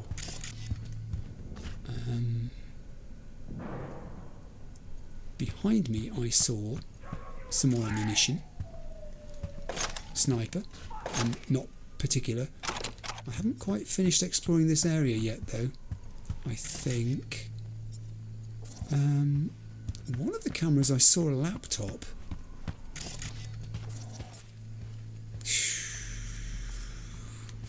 None of these areas strike me as being terribly safe, but they're so detailed. There's so much going on in them. There it is. There's the laptop. Not too worried about the clothing or the Nicola. Here we are. It's Regina all over again. Are these going to be the same messages we've read already? No, they're not. Messages 3 turns into messages 2. Toxic waste from Paige Spencer to Ross Ulmer. We're sending you some gear. One of the client's peeps will come to collect. Just be careful with the goods. It's already paid up.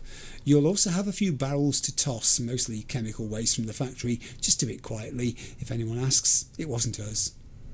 And then from Ross to Paige re toxic waste. You want to poison us? We're already stretched thin here. I didn't sign up for this. Send us some masks and suits. Paige to Ross re toxic waste. How about just do what I tell you? Just dump the barrels somewhere out of Dogtown and don't breathe through your mouth. Kids outside. This is from Lydia Kane to Ross Ulmer. Yo boss, the boys are saying there's some kids hanging around the entryway. They tried firing some warning shots, but the little kept coming back. Honestly don't know how to handle this. They're just kids after all. Ross to Lydia Kane. Must be scouts from the stacks or the scavs. My bet's they're out there trying to scan the goods going through the tunnel. Round them up and beat some sense into them. Oof. I mean, at least he didn't shoot them. And this is from You Owe Me, from Leon to Ross. Ross, I need to get out of Dogtown, quick and quiet. Keep this between you and me. Kurt can't know. Could you send someone you trust to get me out and over to the abandoned motel in Pacifica?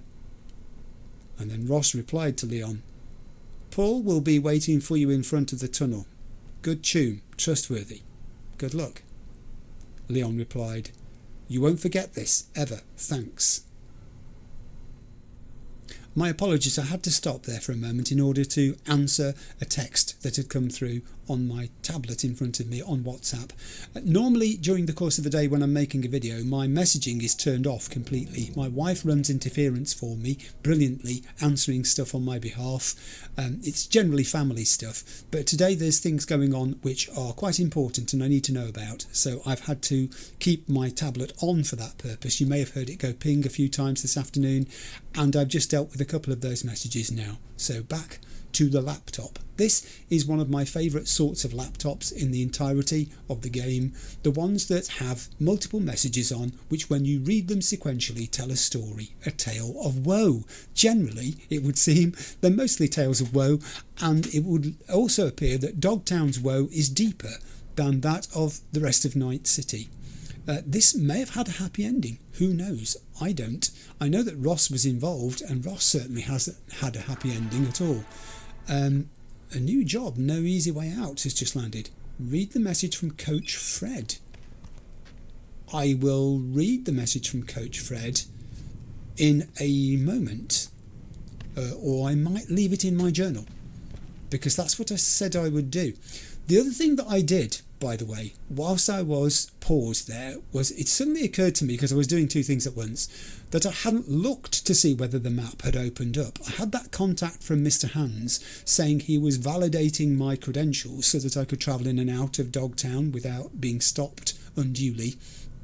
And I didn't quite twig at the moment that that might have been the full opening up of the map. And when I went to my map, whilst I got the game paused, lo and behold, there it is. It appears to have opened up. So I've got on it NCPD gigs, and I've got things like a weapons vendor there, and also a melee weapons vendor, and not one but two at least Ripper docks. I'm not sure whether the one that's over, I thought I saw a third, maybe I didn't, perhaps I was imagining things. But gigs have started to land in there too. And that may have been a gig too, Coach Fred. That could be something that has literally just landed on this map. There's a tarot there as well. But the main thing I twigged was this. I've been wondering what these symbols stood for since I started this particular activity we're on at the moment. I knew it was some sort of criminal activity, obviously, but now we have a label for it. Increased criminal activity. You'll find valuable items guarded by powerful enemies here. Well, we've dealt with all the powerful enemies. What I haven't done is found as yet the valuable items. And I think we're almost there, because that symbol is in this room next to me. When I was standing up here, the symbol was right in front of me, and when I move over here, the symbol is by my side, I've now noticed. So it's either in this room or it's downstairs. I can access this. I wonder if I can access this because I picked that token up from Ross when I looted his body. Ooh, wow. Okay, what is this? This is some sort of workshop? Is that actually a robot there dangling from that crane? I thought that was like part of the equipment, but no, I think that's actually a robot. It is. It's a robot something. It's really well designed. I love the sort of ski type feet it's got. Loads of tools, which you'd expect, and some lootables, which I'm going to loot. Now I'm expecting these to be worth something because they're in this room. Alright, so we've got an 8% reload time reduction on this Flash armoured thermoset tactical harness. They're just ordinary Dara Polytechnic suede sneakers, aren't they? I don't think there's anything special about those. And the red electro-integrated biker shades, I'm going to take them because they're in here. And I've worked hard to get to here. So I'm going to loot everything that's in here. There's some more clothing. Amethyst Punk Easy Breathe Knotted Tank. This has no buff to it, nor does the reinforced cotton headband, nor does the outer torso military aramid, I beg its pollen, collar. It's just in here. It's amazing how many people take their neck for granted. I'm looting them because they're in here. This, on the other hand, does look like it's worth looting. I wonder if this is the special goods. A Raiju, is that? Tier 5 plus iconic tech submachine gun. Reasonable attack speed. Damage, I think, slightly higher than the damage of my Yinglong, but that doesn't mean I'm going to be swapping my Yinglong out at all. That's there for the duration of today's episode. And the biggie, this is where the symbols are located, look, is this safe, which contains within it a Tier 5 plus blood pump, also modular self-extinguishing ballistic vest, this is plus 20 armour, also classic Militech combat helmet, this is plus 20 armour, and almost 6,000 eddies. I think that might be the goodies collected. Let's go on the map and see if that symbol has now disappeared. Indeed it has. We have indeed completed that task. I'm on level 50 with 50 street cred as well, I've just noticed. How matching is that? How symmetrical of us? Right, so I need to get out of this building now, and there is a door there, and judging from the skeletal framework of the building on the minimap, this is the exit. And because I picked up that thing... Oh, I thought it was going to deny me. No, it says access granted. Whoa, daylight. Ooh, we're right down on the shorefront. It's put us out right down on the shorefront. Look at this. That is terrific. That's really good. That's done exactly what I wanted to do. It's given me practice against numbers of Barghast of different varieties, including very strong, severe ones, different weapons. It opened up in part into a wider area, but there were some constricted areas too. There were turrets, which I wasn't expecting to find. Mines, nor was I expecting to get hold of those either. that was good. That was a good practice. I enjoyed that. That was well worth doing. My first proper, prolonged encounter with Barghast troops, and we came out of it okay.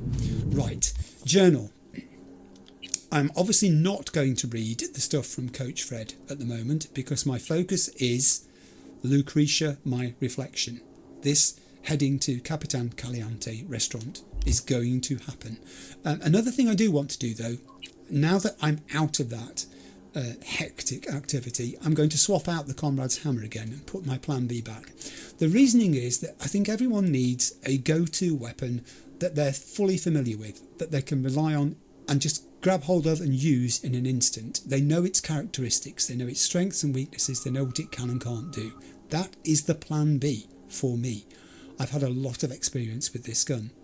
So it's back in slot A. It doesn't mean I won't put the Comrade's hammer back in there if a situation arises where it could be useful. Even in today's episode, it can come back out of there and go back in slot 1.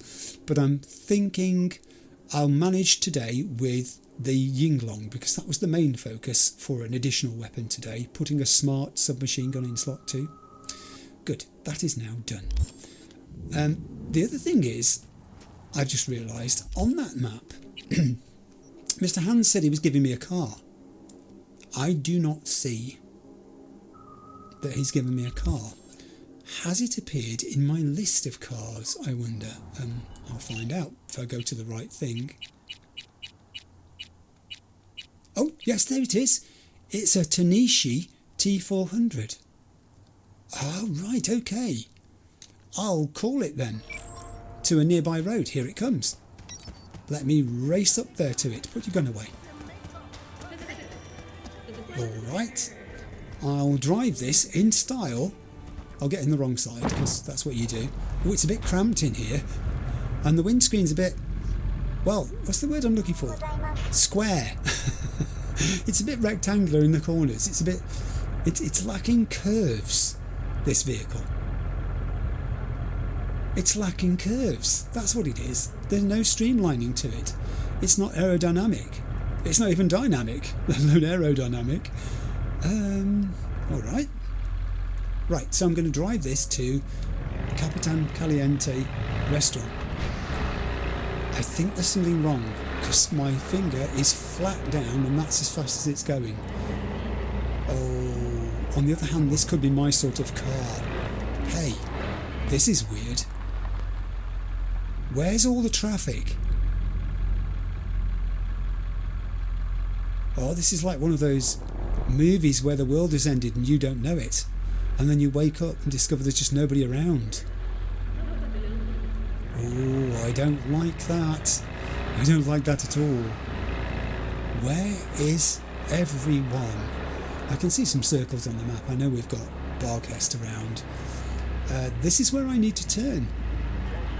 Midst protest. We know she's in there. Set her free, or we will. We know she's in there. Set her free, or we will. Every time you stop and hear something, your mind starts racing, doesn't it? There's the shutter gone up. I'm admitted to the scanning area.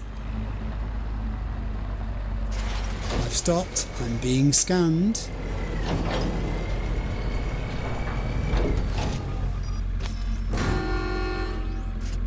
Is that it? Do I just drive out? I'll drive out. It just feels like a war zone, doesn't it? Stop and look around you. You've got the bots, you've got the turrets, you've got vehicles on fire, presumably ones that were stopped from exiting or entering. Ooh, people conversing. Queuing in front of it. Never felt so helpless and small. You know, I feel a lot safer just seeing it. When you're on this side, I guess you're right. Now that we're here, they should lay some mines too. The scum from the other side can piss themselves scared for all I care. The public has opinions about the existence of the gates to Dogtown. Are they a good thing or are they a bad thing? Are they keeping things out of the rest of the city that people would not like to see in it? Or are they I don't know, which way round is this? I suppose there's two ways of looking at all these things, aren't there? Whenever you erect a barrier, it does two things. It protects and it constrains. Oh, God. Okay, I don't think he's going to make it. I probably shouldn't have stopped there. I'm amazed I haven't got blood on my tyres as I drive away. Something horrid went on there. It's like every corner has a tragedy, either happening, happened, or waiting to. Also the roads. It's no good just trying to drive on the correct side of the road here, because often you have to go on the other side of the road. The correct side is not available. There's a symbol down there with a flashing... Is that a steering wheel on it?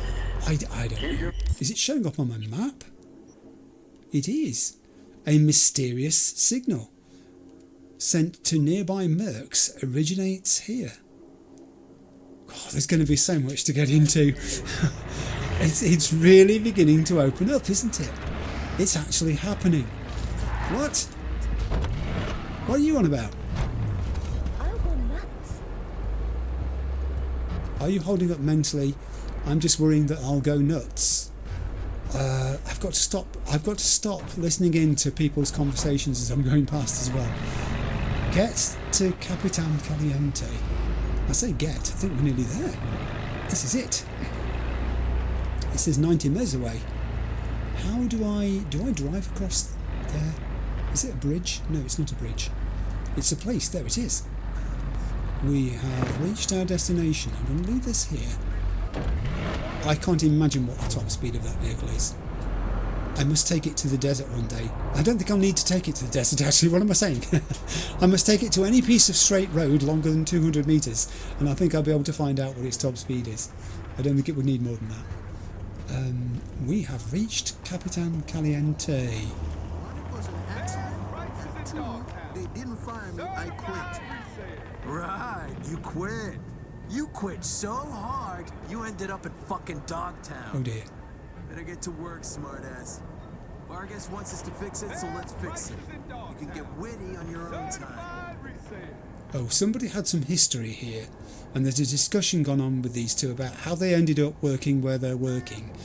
And I get the feeling that one of them saw it as his choice, and maybe even a promotion, and the other one is saying, you're killing yourself, aren't you? Okay. That's going to take a whole load of fixing up. I hope you've got a lot of time. Someone is shouting across the road here, and I cannot see where it's originating from. Ain't nothing without your help. Check out Ronald's Cream's Den. It's this dude here. I'm going to go talk to this dude. I mean, I'm going to look around this place before I go inside anyway. There's a bounded area here that suggests I should be interacting with what's in it anyway. Ronald? What do you need, boss? P.T. Malone. Oh, Ronald P.T. Malone's got a load of things to tell me. Ah, look at this. So he sells stuff. You mean I can't just get inside?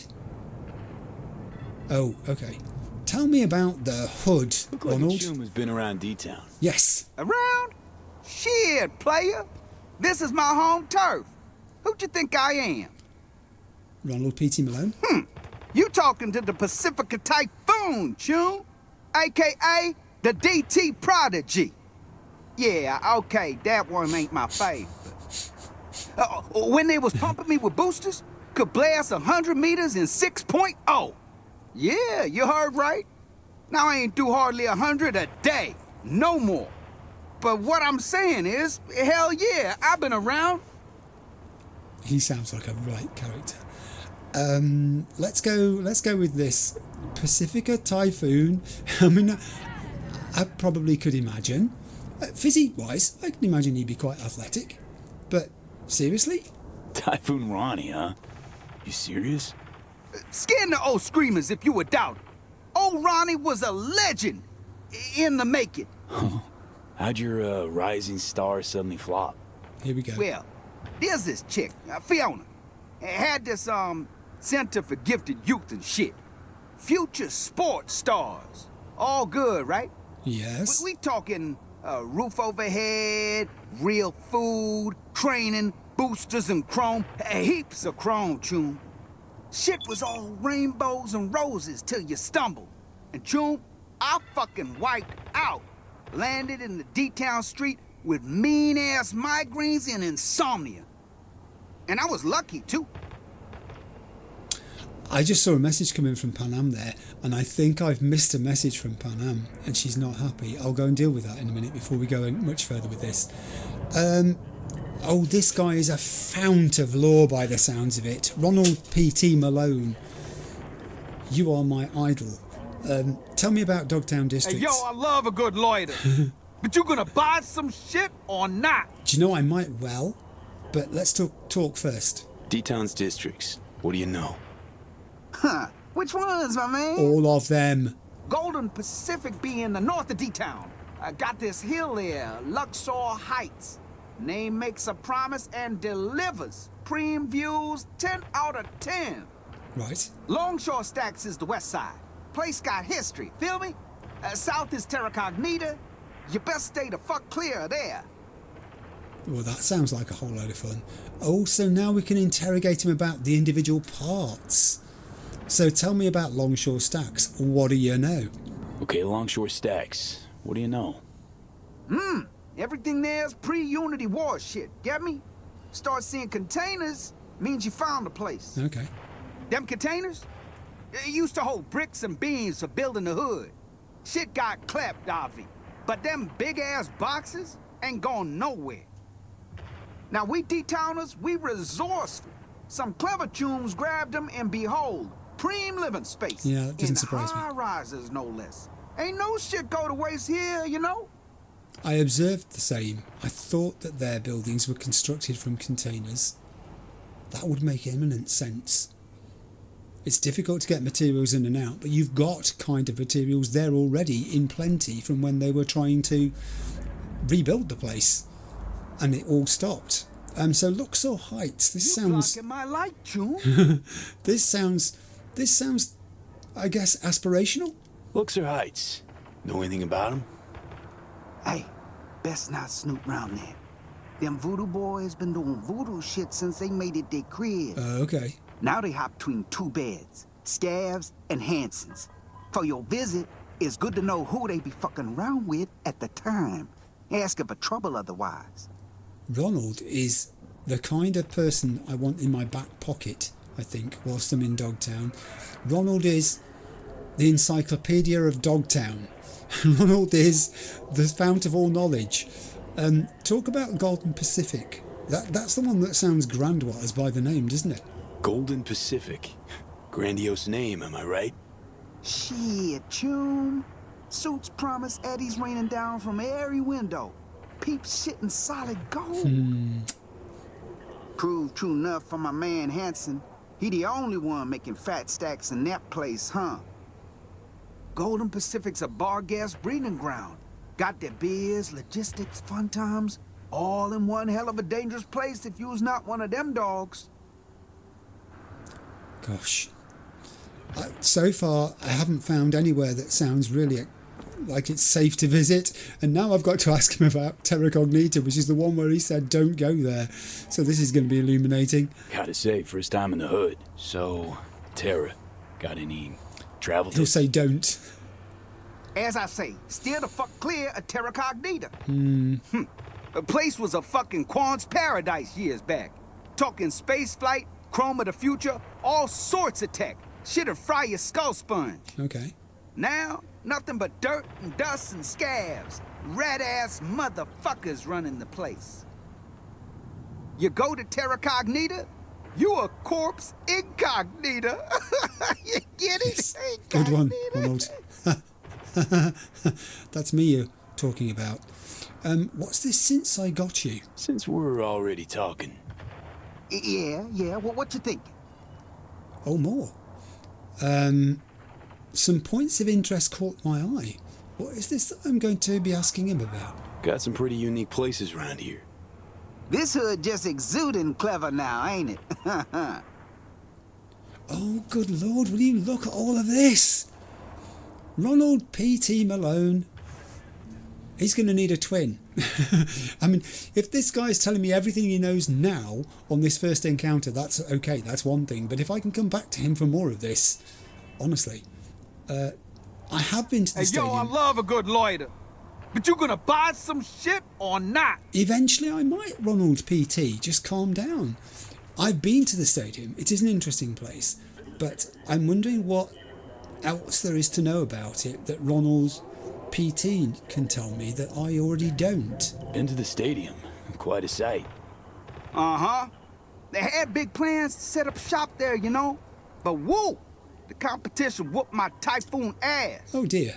That's terrible for you. You know, Nighthawks was roosting there while Hanson was still shitting his diapers. How's it go? Good times make bad tunes, then bad tunes fuck shit up? Bottom line is all about the Eddies. That I believe. Who got the most scratch? Hanson.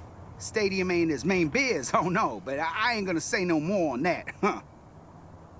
Oh, you see, now Ronald PT is teasing me by giving me indications that he knows a much deeper truth about what's happening, but he's not revealing it to me because we just met. So I went through the expo hall recently. That's just a bland statement, isn't it? I'm fishing here. I'm putting bait on little hooks and tossing the line out in You Ronald ain't a paying customer, you a leaving customer. PT's direction in the hope that he's going to bite on it. Tell me about the expo hall, Ronald PT. Came through this kind of expo hall. Some curious mock-ups of all kinds of buildings. Smiling. Oh, you got guts, man. Like what you saw? Them suits must have been tripping balls coming up with them district plans. And then wham! Reality kicked in. Gongs probably woke up face down in the streets thinking, where'd it all go wrong? Expo ain't no place for civvies. You got pre-war goods and shit there. Best stay clear, especially since Pete's been hearing blasts and explosions. No thank you. Oh, steer clear, blasts, explosions, but good stuff there, apparently, from what he says. There is a pyramid here, right? Because I saw the design for it in the expo hall. Even got a pyramid. Hard to miss that one. Pretty preem, Fixers think so for sure. Beers talks get drowned out by wild party hubbub and tracks that are fire. Privacy guaranteed, Bottoms open to all the riffraff. Okay. Upper levels, though, shit's for VIPs. Always the way. Big players, big biz, feel me? Maybe go and visit myself. Banging tunes, dance slides of Snow White, and the biz is in tune. That's how you get in the major leagues. He knows so much stuff. My mind is reeling. I've never encountered in the entire game a Ronald P.T. Malone before. I may never encounter one again.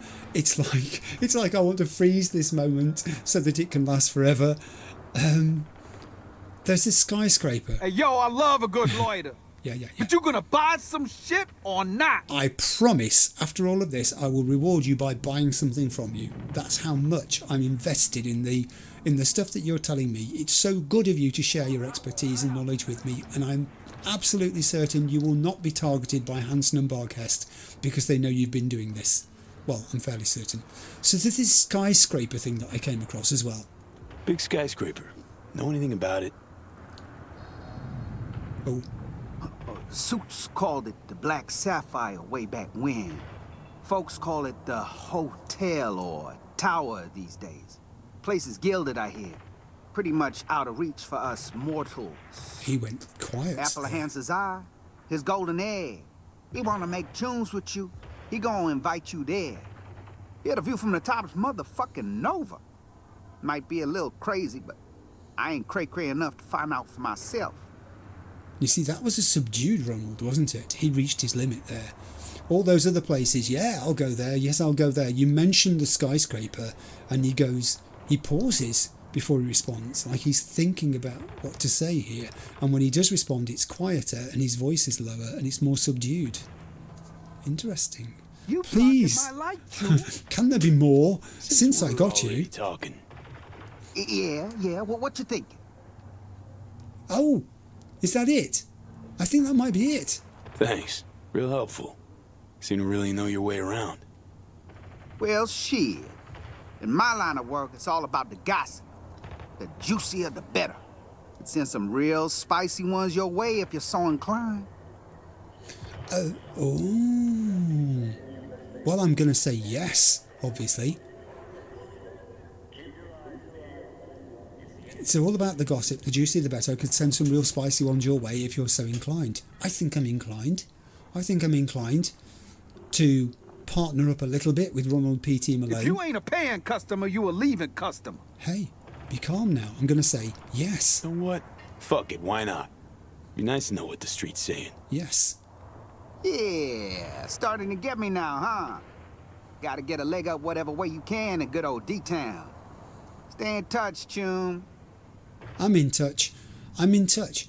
And you know what? I think I'm not going to use the word Chum. He used the word Chum. But I think I've actually just made an acquaintance in Dogtown who isn't actually trying to kill me. or maybe being duplicitous with me and hiding something of significance. Like, hey, yo, I love a good loiter.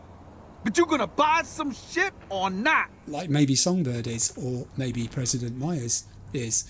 How's biz? How's biz? Eddie's flowing. Oh. Nah, Chum. Delta crash got everyone guessing. Okay. Half of Dogtown's chasing Rosalind Myers like bitches in heat. Shit's fake news. But tomorrow's another day. Peeps know Ronald's shop always got what they need. You see, Ronald's got a flamingo, a neon flamingo, and that is a sign of quality for me in any establishment. So I'm already kind of happy to have met him. I'm going to ask to see his wares first. Let's see what you got. Let's see what he sells. Dreamiest shit you ever seen. Yeah, show me, because I'm quite excited to see this. Ooh, he's got a bunch of random... what has he got that's worth having here? That's a protein log. Expired Militech consumables. What's this? Prototype pseudo-embryonic cell builder. It's a consumable. It's 12,000 eddies, but it permanently increases your maximum health by 2. I'm going to buy that. I just bought that. I've just increased my max health by 2. I was quite ready to dismiss what he'd got here, because most of it is junk, unless you want some perfume or spray paint, or indeed a shell casing keychain, which is all the rage at the moment in certain parts of Dogtown. I was about to dismiss him as being insignificant in terms of what he was selling, and then he goes and sells me that. Also, I think... Do you know what? Hang on. Wait, I haven't tried to get into this building yet. Hold on there, Ronald. Who's this? Coach Fred, remember about the thing? I do. Do you know what? Hang on a minute. I've got to go into my messages to talk to Panam. Right, I'm going to do them. I'm going to clear all my Panam messages because I don't want to upset the girl. So I can say what's new at the camp now. She said, haven't seen you around lately, been traipsing around NC, just asking no reason, not like I miss you or anything. And I can reply, I miss you too, what's new at camp? Or hee hee, how are things with you? I'm going to ask what's new at camp. Panam says, well, actually, I wanted to ask your advice on something. I need to talk to Saul about a member of... Oh, God, it's going too fast. I'm going to have to wind that back up a little. A member of the family, it's a delicate issue. There's this Jax fellow, you don't know him, who was leading a scouting mission. He was piloting the drone and was supposed to make sure the area was clear of wraiths. Turned out he completely wrote off a passage out of the basin that a Petrocam convoy had passed through there just the day before, thinking for some reason that the wraiths wouldn't be lingering there. And well, that's exactly where we got ambushed. We have footage from the drone. We lost the entire party, 4 people, Who knows, maybe they could have been saved, but Jax panicked. He tried to cover up the whole mess, and by the time we found out what had happened, it was too late. Now we have to figure out what to do with him. Oh, and she wants my advice. Look, the gonk, obviously, big time. When with 4 lives weighing on his conscience, he'll probably regret it for the rest of his life. In my book, that's punishment enough. Besides, remember all the you pulled behind Saul's back? I wouldn't go too hard on him. Or I can say, Panam, I'm sorry to hear about that. Normally, I'd tell you to go easy on the guy, but the Aldecardos have been through too much hardship to let this kind of thing slide. Human error, lapse in judgment, maybe just plain stupidity, who knows, but consequences are in order. I think I would go with the top one. He did try to cover up the whole mess, though.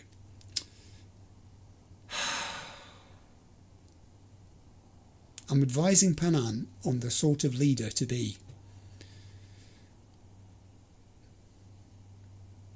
I think I'm going to go with the top one. Excuse me. You're right. I was of the same mind. Now I know it's the most sensible approach. Thanks for talking this over with me. Every day it's becoming clearer that you're my voice of reason, V. We could use someone like you in the clan. Just repeating what everyone else keeps saying. And then I'm going to say to that, you're really important to me. You know that? Just needed to say that. Panam says... Oh. Panam is typing. Can't wait to see you again. Good. I cannot wait to see you again either. And then I have Do You Have Time, which is about us doing something together. And then I have this one, which is probably because I didn't reply to the first one. Maybe. Hey, so I was doing a bit of inventory, drew the short straw, and you know how it goes. Mind has to stay occupied with something, and that just happens to be you. So I don't know, figured I'd just ask how things were going. And I'm fine would have sufficed. I'm starting to get worried. So I'm going to say it's not your usual contract plus the reward's better than Eddie's. Or I could say, you know, I always land on my feet. Don't worry about a thing. Well, it's not the usual contract. The reward will be better than Eddie's if Songbird comes through. And then I can also say, not a lot happening, just chilling, thinking of you. I've got super weird gig, pretty layered, I'll tell you about it later. Or I'm on a contract, goes way deeper than I expected. That's certainly true. It is a contract. It's going way deeper than I expected. It's a contract of our own making, in a sense. We've not been necessarily engaged for payment by this, although I would expect some reward from the Prez herself for helping her, not just Songbird helping us with the relic chip, although I guess that could be the President's doing. Oh, I don't know. I'm going to say this. I'm on a contract. It goes way deeper than I expected. Panam says, I just hope we get to spend a few more cosy evenings together, all the cliche romantic gestures included. So, you know, don't get yourself killed, all right? And I'm going to say that's exactly what I'm working on. Future's starting to look bright for me again. Or, really think I'd put my on the line instead of being on a date with you, and it's an important job. I'll explain later. I'm going to go with the bottom one. Panam is replying to that by saying, give me a holler when you're done. Oh, I will. I really will. I'll tell you all about it when we meet, okay? It's a real page-turner. And could take a while. Yeah, but that's probably just going to make her worry even more, so I'm going to go with the top one. I will tell you all about it when it's over. Well, now you've got me imagining all sorts of things, she says. Well, I hope they're not unpleasant things. Let's put it that way. Right, I'm out of that. Find an entrance to Captain Caliente. Excuse me, sir. Would you know an entrance to Capitan Caliente? You want something, Joe? Yeah. I want you to tell me if you know that he's not listening, is he? If you know of an entrance to Capitan Caliente, please. It's worth 5 eddies. What's up? They're a bit slow, some of these people, in terms of the uptake. How about this dude? I know he's on his phone, but he might still talk to me. Honey, you gotta tell me how you got to be you. Are you talking to me or the person on the phone? I hope you're talking to the person on the phone. We do have the occasional Prevention Unit Recon Support affiliated to Barghast.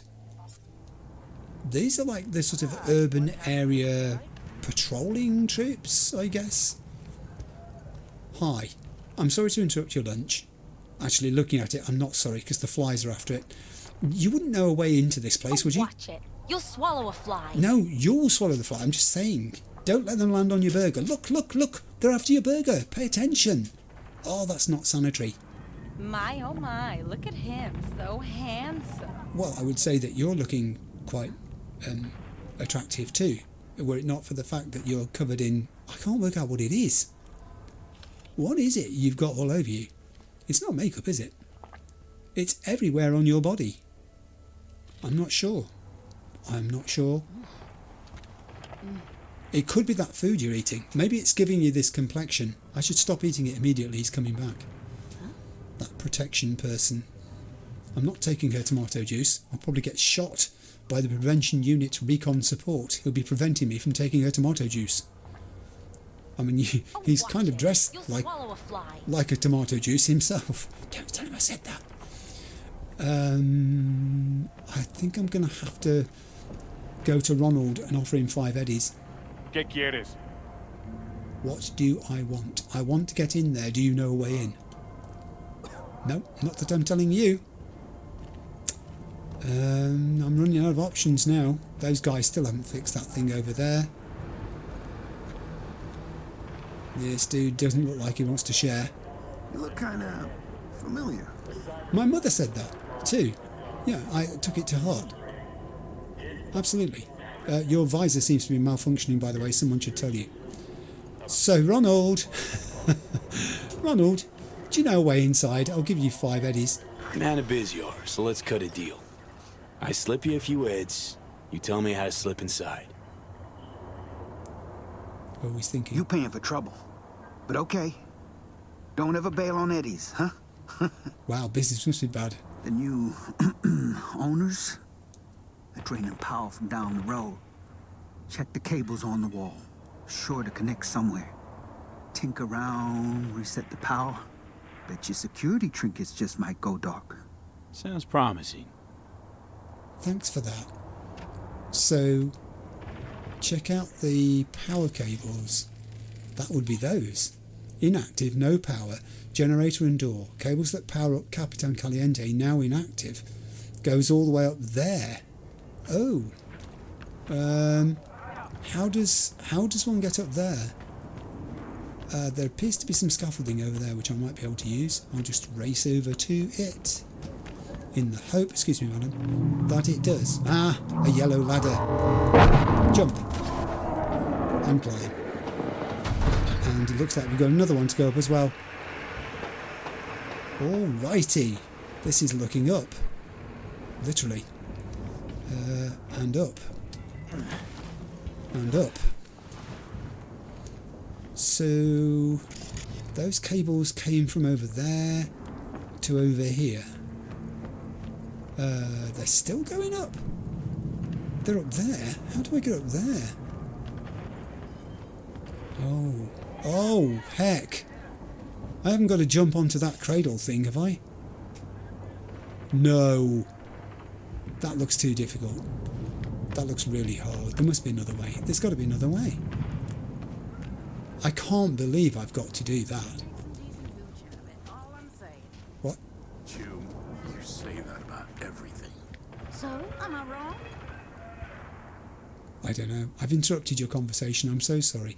Please don't dangle your feet down there. It's a very long way down and you will hurt yourself quite severely were you to fall. I would not like that to happen. There's enough carnage around here as it is. Aha! I find steps. We do not leap, death-defying or otherwise, to a cradle over there. Or do we? Hang on, hang on, hang on. I think we might be there. Oh, what's the other side of that? Is it below me now? Don't tell me it's beneath me and I've come too high up. I think I have. Oh, good heavens. What's in these? What's made it worth my while coming up here? Clothing,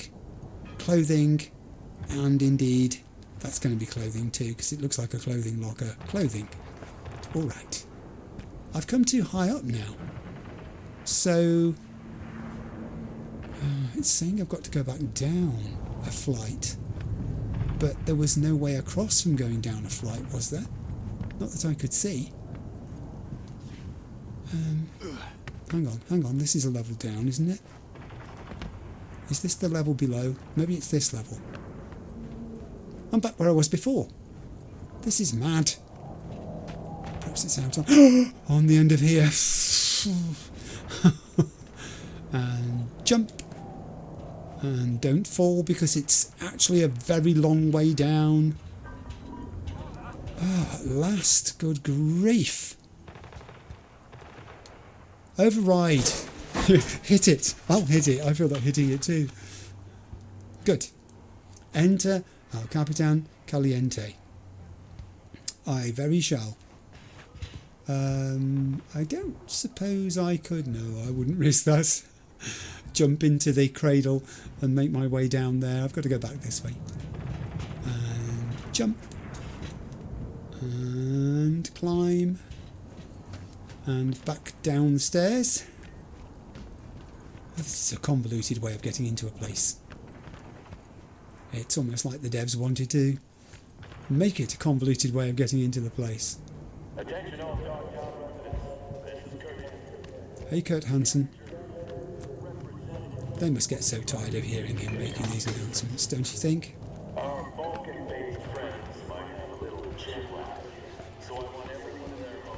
Yeah, I've got to go down, so I'll keep going down until I reach a level that looks like the level where I'm supposed to be, which is this one.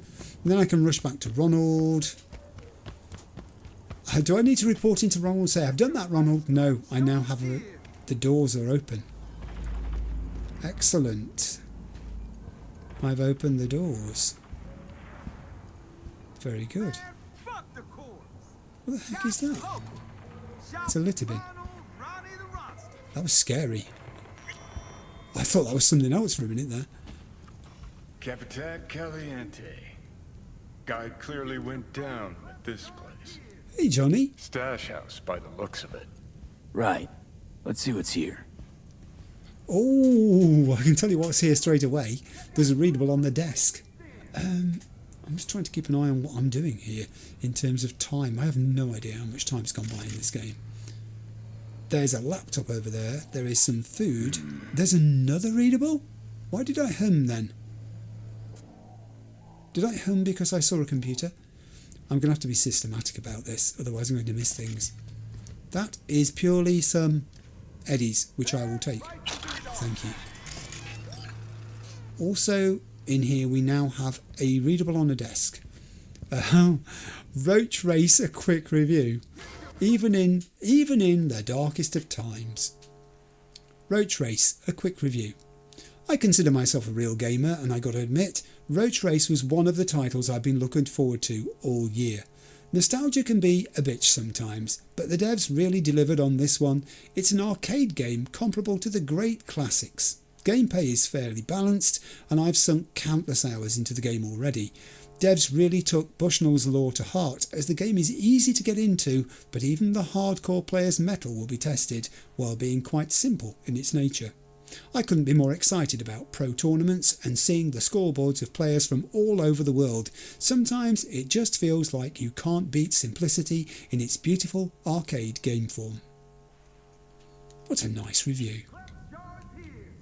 Even in the darkest of places, we still have cause for optimism.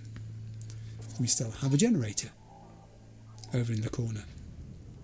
There was another readable on this desk, but there's also a laptop. Let's do the readable first. I'll do the readable first because readable.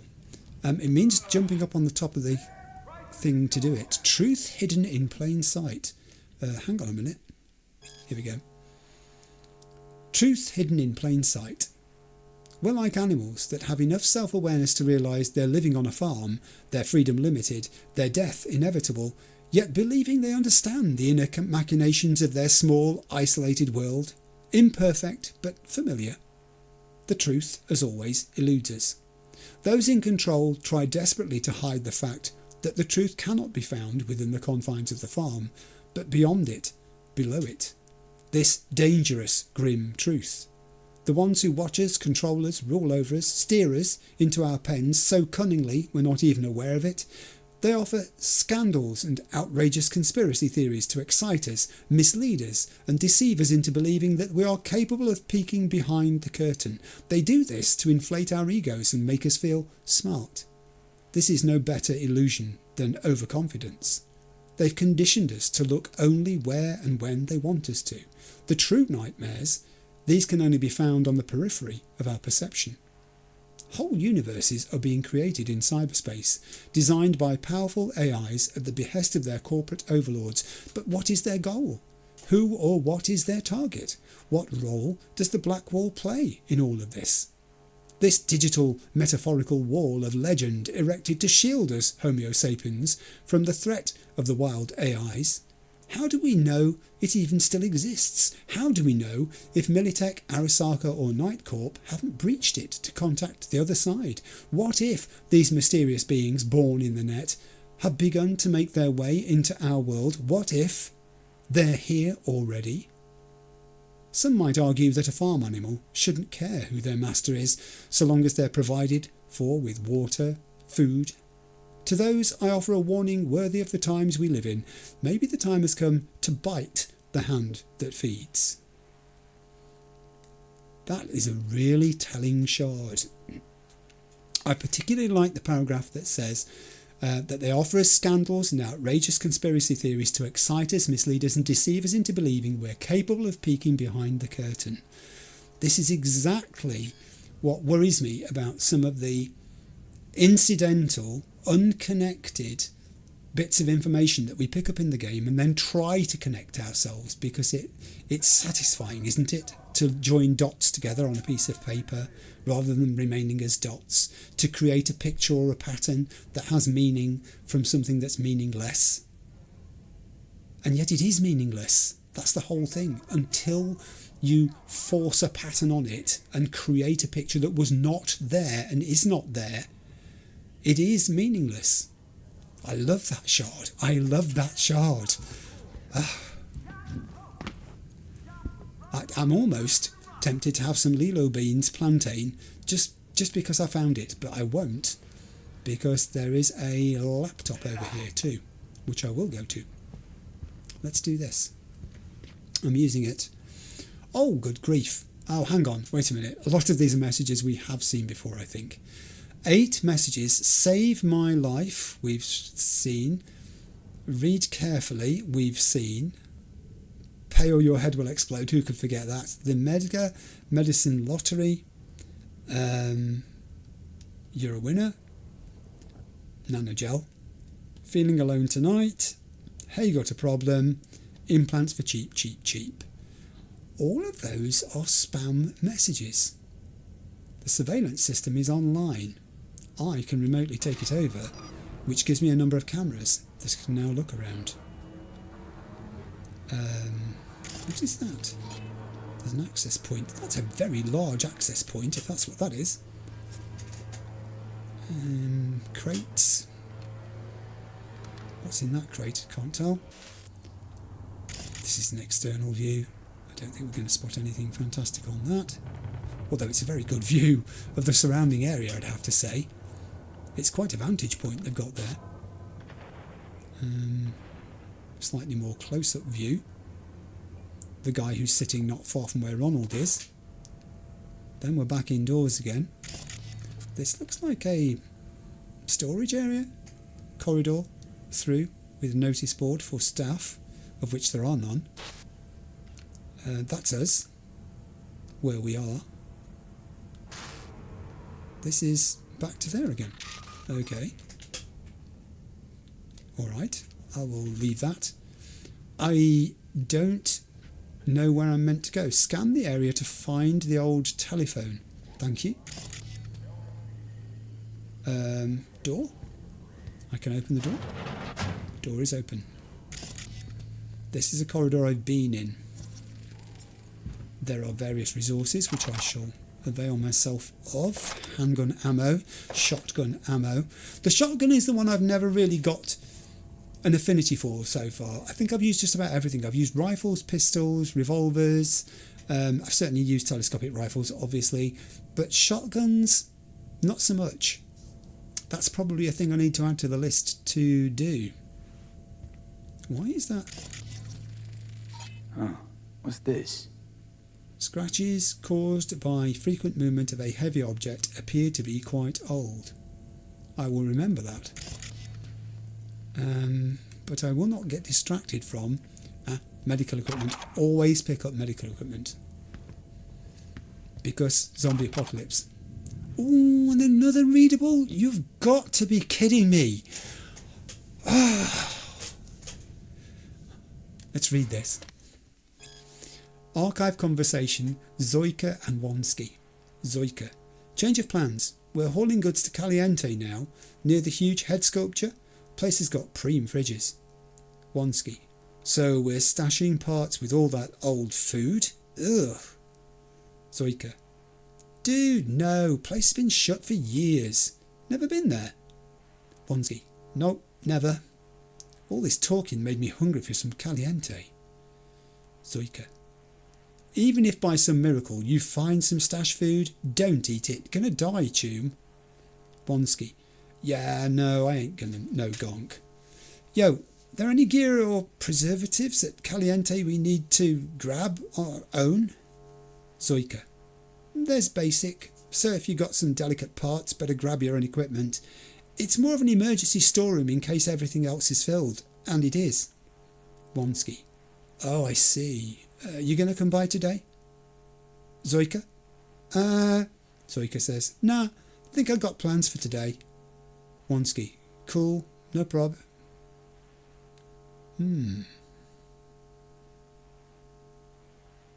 We're hauling goods to Caliente now.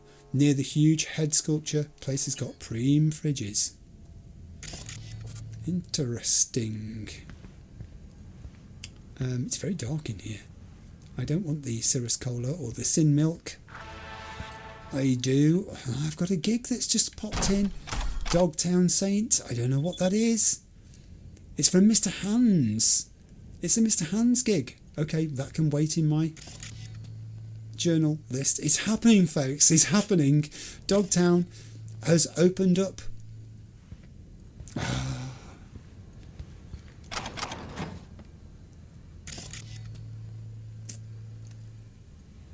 This corridor is just full of stuff. Admittedly, some of it not very useful. Oil-resistant dresses, anybody?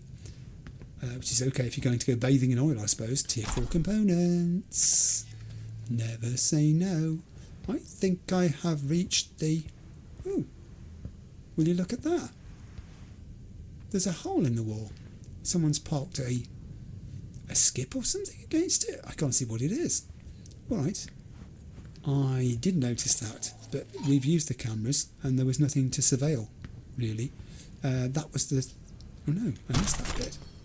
2 weapons. I have got still this. Move obstacle. I haven't found the phone. Now it's saying move the shelf, so I'm guessing this is some way connected with it. Huzzah! Antique. Junky variety. Wonder if it even works. Well, it says old phone, 20th century inspired landline telephone functional. Now I've just moved my orange drink because you will remember at some point in the last episode I wrote down a code which Myers gave me to use on the phone, and it's on my pad here. So when it says use, I know which numbers to push. It was 0931.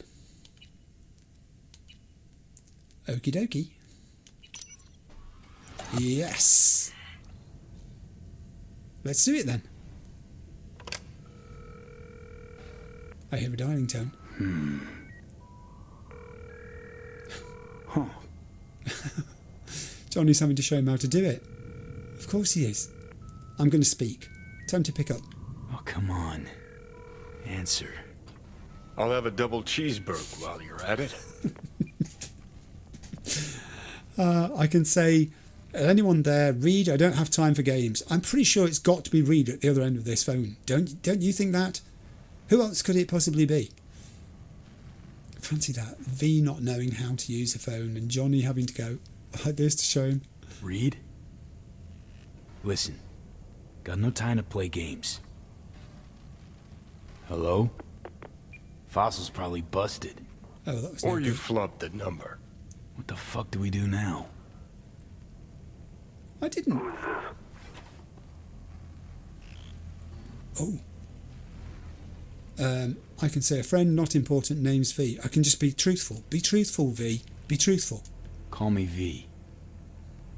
Andrew Jackson, basketball court. Daytime. Noted. I did it. I've noted it.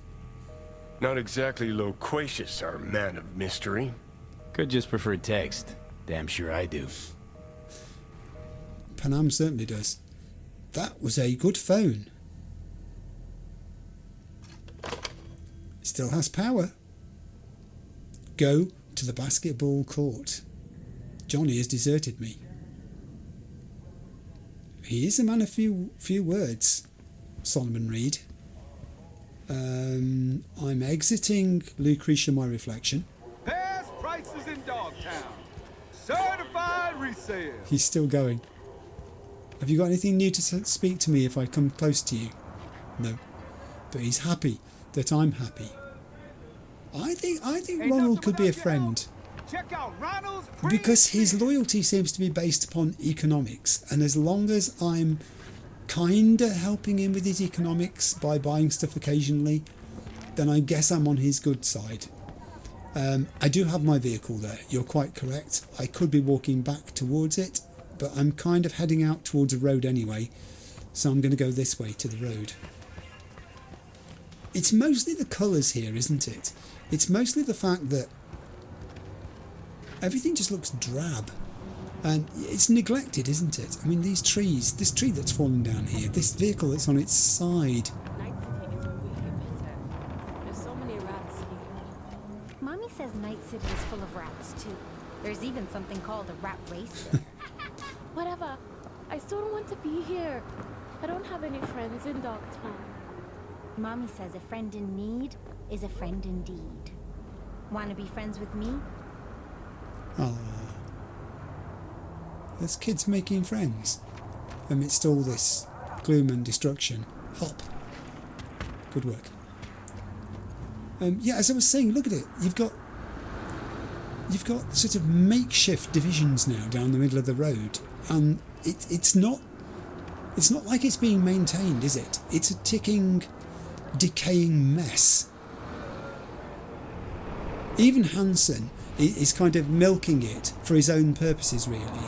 The wealth is accruing to him, but it's not maintaining or sustaining what's here. It's just getting worse. It's crumbling.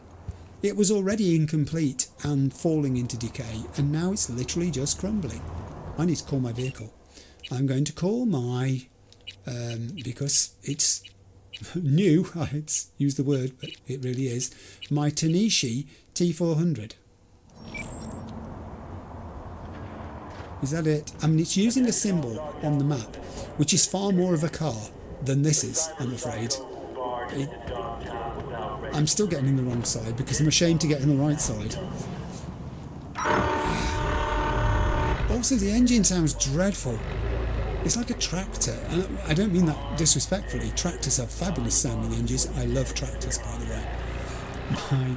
My daughter knows how much I love tractors. She bought me a Lego tractor for did I miss you? My birthday. Hi, Johnny. This year. But yeah, this gives tractors a bad name, I suppose is what I'm trying to say. Go to the baseball court. I'm going. See what I mean about this? There's evidence of construction underway, but also evidence of construction that was halted, which is now reached the point where you can't tell whether it's construction or whether it's demolition. It could be either. Oh, you're not after me, are you? No, you're after each other. I don't even know who they are. I am tempted to just have a quick look. I'm at a safe distance. What could possibly go wrong? So this is a Barghast sergeant who's having a fight with... no. They're fighting these people who are Barghast sergeants. No, scavs. They're fighting scavs. I guess they're not meant to be here and they've somehow gained entrance. I mean, I would intervene, but I don't like either group. So really, if they were to completely destroy each other here, I'd be quite content. I mean, it's going down. Oh, violence. I think the scav is going to win that one. I think the scav's the one with the big stick. Oh no, this is a junkie who's joining in. He's got no affiliation. He just thought he'd have a fight. Can you believe that? That guy just walked up and joined in. And now he's not had enough. He's got a weapon too. Who's he shooting at now? Is he just shooting everybody? Don't do this. I actually think he is. Now he's turned on the scavs. And there's also a Barghast sergeant there. He's literally shooting everybody. Oh, I need to back up a little bit. I'm going to get caught up in this. Well, this has never happened before. I've never seen this, where a random junkie has taken it upon himself, and he's actually quite skillful, or he was before he died, because I think he's about to... His health's looking bad. He's gone. He's gone. He was actually seen off by a Barghast sergeant. There aren't many of them left. This poor person over here is not involved. They're just cowering. Evaldo was just going out for some milk and possibly a newspaper and got caught up in all of this. Now he's not going to be able to drink the milk and he won't be able to read the newspaper because his hands are shaking so much. Someone else is still alive over there too. That's just a Dogtown resident. Gabriel, I'm not sure which, is just in the right place at the right time. Excuse me if I loot this body, you don't mind, do you? I feel it's the least... Well, actually, no, you're welcome to it. I'm going to leave them with you. I'm going back to my vehicle. That was entertaining. That was very entertaining. I'll get in the right side of my vehicle now. Let's go. I'm going to leave that scavenging to people who scavenge. I did spot... I do. Oh, I need to get out. You're not invited.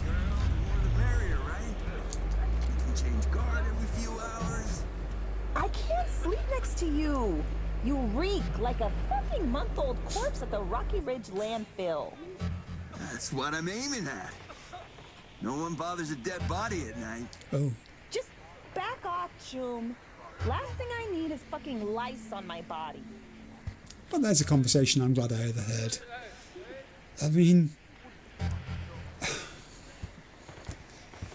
Sometimes words fail you, don't they? She's right, in a way. If the guy does stink, what would she want to have any association with him for? He's right, in a way, in that he does that deliberately because it gives the impression that he's already dead and nobody messes with dead people. Oh. Are you two having a conversation about sand? Did that just stop? Sand gets everywhere. No, they're just crouching by the side of the pavement, musing. What's this all about? It doesn't bear thinking about, but I'm going to have such a good time here one day. When I do an off-grid, I'm going to do an off-grid in Dogtown. I've already decided this. At least one off-grid in Dogtown. Who am I kidding?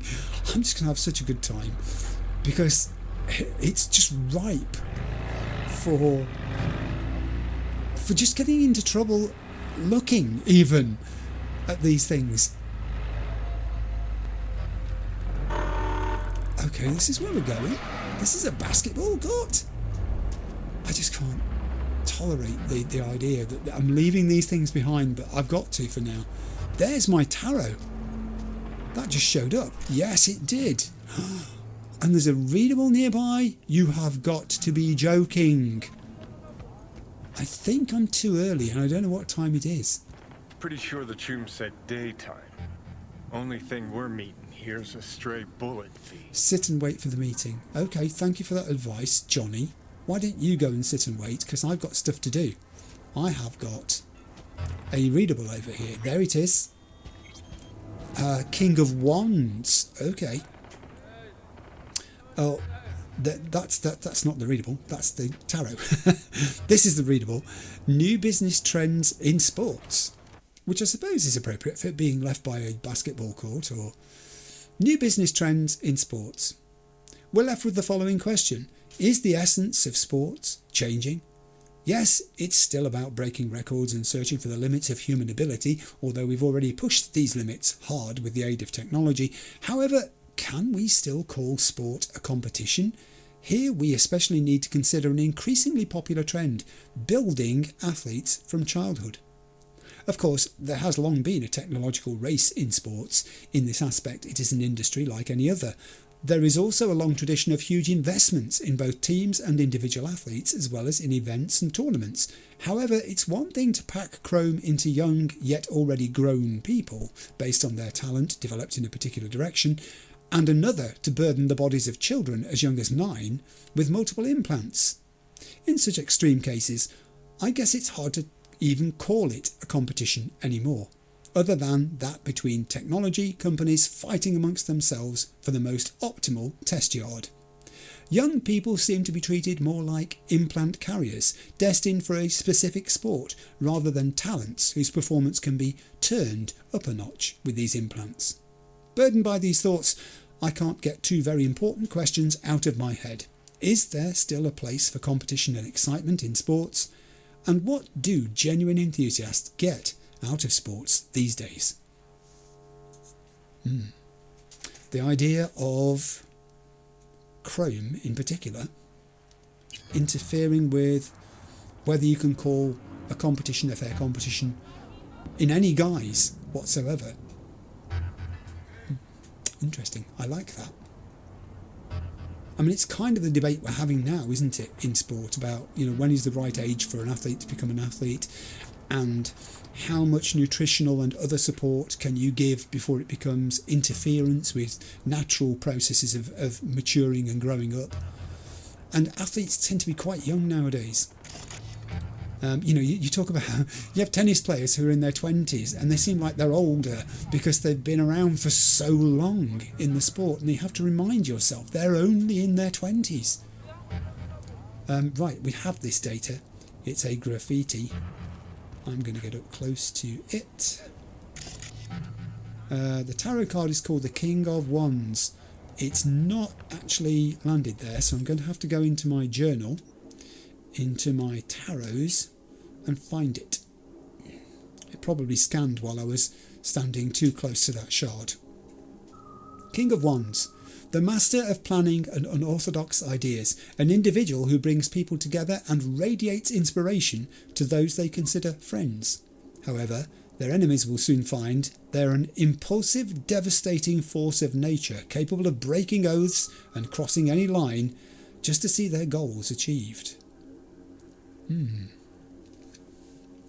Now, we haven't met Solomon Reed yet, but it mentions the word oaths, and he will have taken an oath. But then Songbird would also have taken an oath, I suspect too. The master of planning and unorthodox ideas. Myers did say he was the person you turned to solve things, to sort things out. An individual who brings people together, radiates inspiration to those they consider friends. However, their enemies will soon find they are an impulsive, devastating force of nature, capable of breaking oaths and crossing any line just to see their goals achieved. There is nothing this person will not stop at to achieve an objective. I haven't met the guy. I don't know, but I'm beginning to think that might be something to do with it. Johnny's already sitting down. You don't want to have a look around, do you, Johnny? As we're here early. I mean, I like this area from the point of view that it has some escape routes. I dislike this area from the point of view that apparently there's a precipitous drop. And maybe not, actually. No, maybe it's not as far as I think. It looks like it could be broken. Our fall could be broken if we had to exit that way. Getting back up onto the road. Oh, there were stairs there, but there were also some stairs there. Yeah, we've got multiple ways out of this place. If it goes badly, someone has left their sports bag behind. Okay, that's done. That's good. I'll go and sit with Johnny. Let's wait here. Best seats in the house. Oh, and he's got that token that Myers gave him there. His identifier. Game to remember. Johnny Silverhand. Basketball fan? That's new. You know what I mean. Another game starting. One where your head's the fucking ball. You see, I would go with the bottom one. Just, you know, out of the devil in me, because it's Johnny. But hey, trying to tell you something important. And I'm listening, because I think you're actually onto something for a change. I'm sure there's something up. I just don't know what. It's driving me mad that I don't know what. But there is something wrong here. Felt the same thing. Something nasty's brewing. Fucking storm's what's brewing. Don't let the sunshine fool you. You're up against seasoned players, whereas you just stumbled onto the court. These are trained sociopaths. Pretend to be your friends while they fucking ain't. So go out and play. Just don't get played. He has to be talking about Myers, but he could be talking about Songbird. He could even be talking about the guy we haven't even met yet. He's not exaggerating. He isn't exaggerating. Metaphor getting through or not? No. You're getting through, okay? I don't need beating over the head with it. He doesn't trust Myers, does he? Just come out and say it. You don't trust Myers. No, her type is all. Politicians? Worse. Armed forces. Saying no to high-ranking cunts like putting your mouth over the barrel of their gun. Get shitty fast if you try to run. Take it from a deserter. Oh no, this is where I could get myself in hot water with him. Supposed to trust deserters now? That's a bit of a challenging thing to say, isn't it? What? Don't believe me? Told me about that already. Could enjoy the game instead. I'm going to go with the middle one. You told me about that already, and see where he takes that. Whether he says, well, you didn't listen the first time. Remember you saying you deserted? There more to the story? Just another life lesson you could fucking use. Please enlighten me. Yeah, tell me. Tell me. I do want to know this now. We may as well, because we're not there yet. Solomon hasn't turned up. What was that? After every carrot comes the stick. Allow me to illustrate. Every grunt gets a rifle, flak jacket, and a bunch of promises. Comes a time you're out of ammo, Kevlar's tattered cardboard. And what's left of the promises? Fuck all, I'm guessing. Exactly. And that's when they reach for the stick they call values. Getting shelled in your dugout, chooms are taking refreshing phosphorus showers, and some officers ranting about loyalty and duty. The moment you stop shitting carrots and they wave the value stick, fucking run, rabbit. Run. It does sound like he's still wrestling with demons, actually, but also I think there's a lucidity to what he said there. He's trying... What I'm trying to tell you? I know. I do understand what you're trying to tell me. He's trying to warn me as best he can in languages that he thinks are not too confrontational, but that I'll understand and accept. That I'm getting into hot water here. I really don't know these people. I don't understand their mindset. I don't know what their ultimate aims are. I don't even know what their interim aims are, for that matter. It's too simplistic to think that Myers simply can't leave Songbird behind because she feels loyalty to her, a duty towards her, and that's why she's engaging Solomon Reed, because Solomon worked with her before, knows her, and would also want to help extricate her from this mess if Hansen's people have got her. Is it that straightforward on the superficial level, or is there something beyond that? Does Hansen have other intentions? Is she involved in stuff that I don't... Is Myers involved in stuff rather I don't know about? Is Songbird and her background somehow convoluted? The way she spoke somewhat disparagingly of Myers, just to V at the expo so he could hear it. I just don't know. I will not get dragged into anything. I mean, come on, I'm saying this. Can I stop it if it decides it's going to happen? I think you're forgetting something. I never took that oath. Rightly fucking so.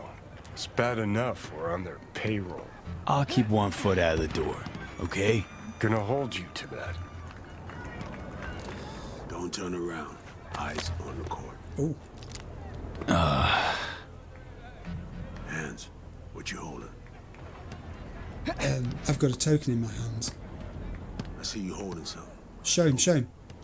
Got this token. Mean anything to you? But I need to make sure. Keeps his cards close, this one. Who sent you?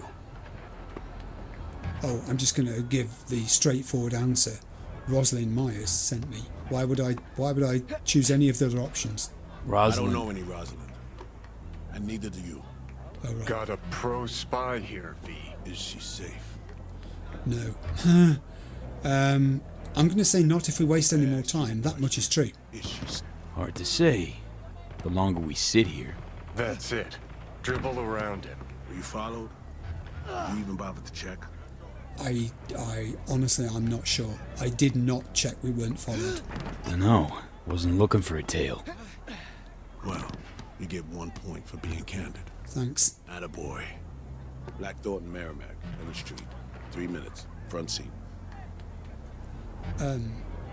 That's it. We've qualified. That it? Interrogation over? Already? We're starting to have fun. Reed? He's gone. Slippery motherfucker. I think he likes me. Or what a psycho. I don't think he's a psycho. On the other hand, I'm not sure he likes me. I don't think I'm his enemy.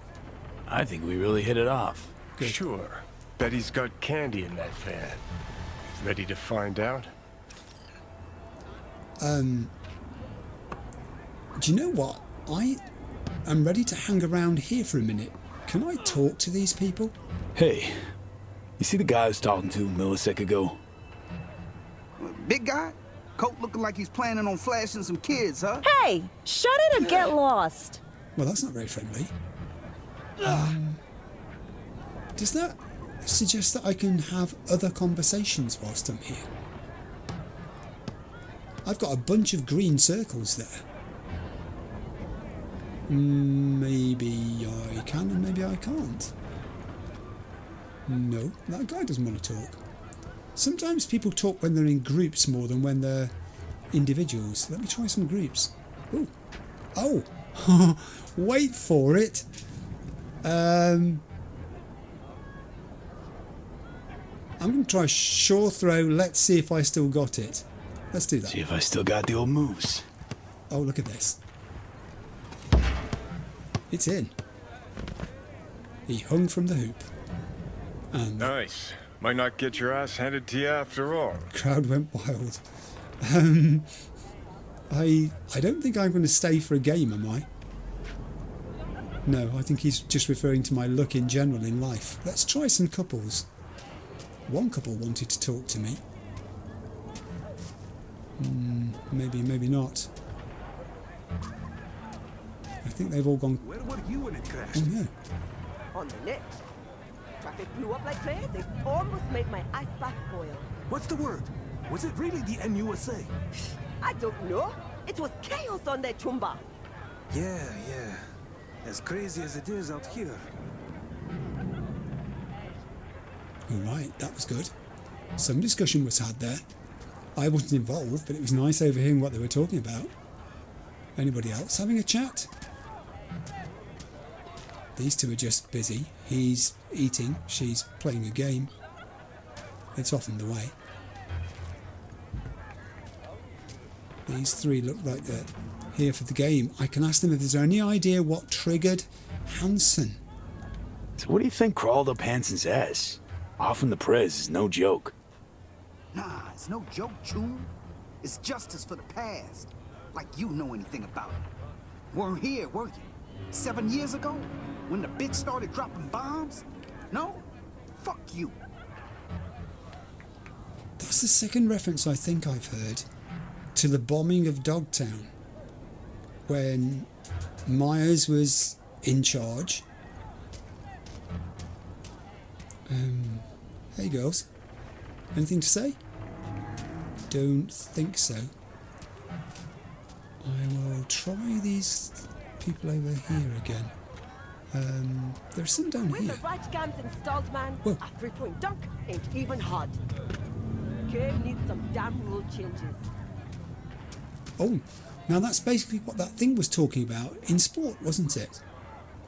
That the game needs rule changes because the tech, I guess, is not making it an equal contest anymore. If you've got the right tech, you're advantaged over people who haven't. Those two have already spoken to me. These two don't wish to. These two guys, no, they're not bothered. What about you two standing over there? Let me try them. I'll bounce across. Aha! First time in the area. It always so calm around here. Calm. Guess you chose the right day, Holmes. Thieves are usually packing iron, ready to jump. But watch yourself after dark, yeah? New faces attract attention. The bad kind. Feel me? I do. I am grateful for your words of advice as a seasoned Dogtown resident about how to keep myself safe after the sun goes down and not end up as a pile of dog meat by the next morning. I think we've been everywhere and spoken to everyone who's going to want to speak. There are some individuals, but I don't think they're going to be of use to us. That was good though. Wandering around just randomly and picking up on people having conversations was pretty darn useful. I have now got an invitation to go to a Black Thornton, so I'm going to go there to a Black Thornton. It's suggesting I go this way? Up the steps. I'll use the proper steps over here. Hey man, how's it going? Now you see, these are not talking to me no matter how close I get, and I suspect that might be because there were groups there that I was meant to get close to and have conversations with or interact with, and I did. The Thornton is not as far away as I thought it was going to be. Distances on the map may appear longer than they are in real life. Blackthorn. That certainly is. Get in the car. Get in it.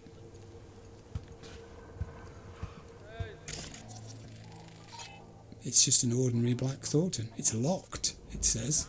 I think it means locked in terms of I can't drive it. This is Reed's car. Nice upholstery. Good legroom. Clean windows. Setting sun sets it off very nicely. Kind of... Oh, here he comes. That's got to be him.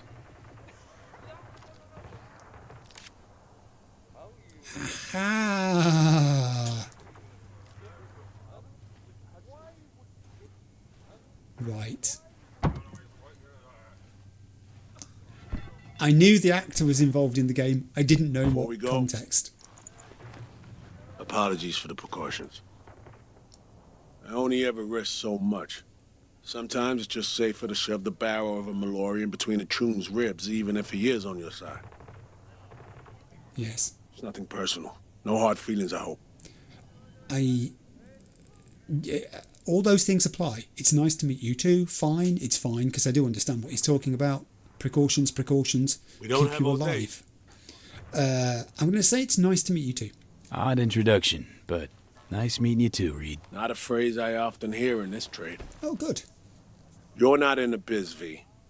Our biz. I'm not in the biz. I'm not in the biz. Well, am I? Since yesterday, I sort of signed up to help, but I didn't take the oath. Earth to V? So I'm going to ask what gave it away. What gave me away? Got into a Everything. stranger's car. Mm, You're lucky I am who I claim to be. yeah.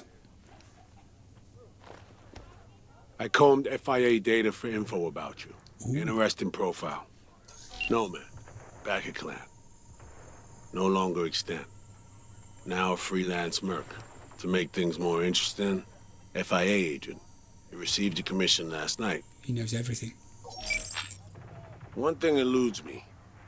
What drove you to get entangled in this mess? I am wondering that myself. Songbird hired me. It's just a gig. I can't say it's just a gig because that implies a pure mercenary. We don't have all day. Attachment to this, and that means that I'll have my limits, and that might set him on his alert. So I'm going to say, honestly, Songbird hired me for this. Songbird hired me. Know her? He does. So me. So me. Something up? We used to work together. I thought I heard the last about her, but that girl's a magnet for trouble. Oh, right. Right. It's time we paid our friend in distress a visit. It certainly is. Address, please. Why would I say you're not going to like this? I'm intrigued by that possibility. Let me do this. Just, FYI. Not so sure you're gonna like it. Try me. This is going to have significance for him. Abandoned building on Crest Street, 8th floor. Damn straight I don't like it. Yeah. And we're off. You left her alone? In Dogtown? No. I didn't leave her alone. I couldn't bring her with me. She does, I think, need a sitter. Was I supposed to drag her along while cruising around? Actually? Look, place seemed plenty safe to me. Safe? A derelict building in Dogtown. Just listen to how that sounds. Hold up. I need to take this. You do, please. Who is it? Why you calling me on my day off? Last I heard, you're the manager. Ask Bob. He owes me a favor anyway. Yeah, well, tough nuts. You'd have to manage without me. What was that? Boss man. I work the door at a club. Selection, bouncing. An FIA agent working as a bouncer, or is that your cover? I guess I'm going to go with the bottom one, actually, because the top one just sounds too obvious that that's what he's doing to keep himself legitimate, I guess you'd call it, in this most illegitimate of places. FIA special agent, bouncing away time at a club. The job attracts ex-cops and commandos, too. I know a few. Right, got it. They're a tough bunch. Trouble. Easy to blend in with over beers. Perfect place to hide. This is not how I imagine spending my day off. Saving the president? Great action BD shit right there, am I right? Yeah, sure, I guess so. Does Maya still smoke? Yeah, she does, actually. I'm going to answer that truthfully. I could just say I'm not a snitch, but that's just being clever, isn't it? Had a ciggy on a balcony this morning. Why you ask? When things start to spiral out of control, she's likely to light up. It's high time we help her out. Got it. Where are we? Are we there yet? Let's go. Okay, I'm out. I'm out of the car. Where is he? Where did he go? So this is the place. 8th floor. Yeah. Lead the way. All right. I'm heading in here. Actually, I'm just going to stop for a second to have a quick drink of orange. Back in a moment. Thank you. That was better. Right. Enter the building with Reed. Reed's already gone in, I think. I mean, we know the building, obviously. Aspects of it may have changed, I guess. Things do, don't they, from time to time? Who are these people waving a baseball bat around at the bottom of the stairs? I'm not fond of that at all. Let's take the elevator. Come on, let's go. I guess I've got to use the buttons, have I? Always the same, isn't it? No one ever uses the buttons when I get in an elevator. Take the elevator to the 8th floor. Honestly, this is not inspiring confidence. Relax, she ain't alone. Made some new chums, locals. Introductions were a little dicey, but she turned on the charm. Probably has her Dogtown campaign staff by now. This keeps getting worse and worse. This is going to be an interesting reunion, because she's not seen Reed for some time, I guess. Lead Reed to the hideout. Follow me this way. Don't make any sudden moves.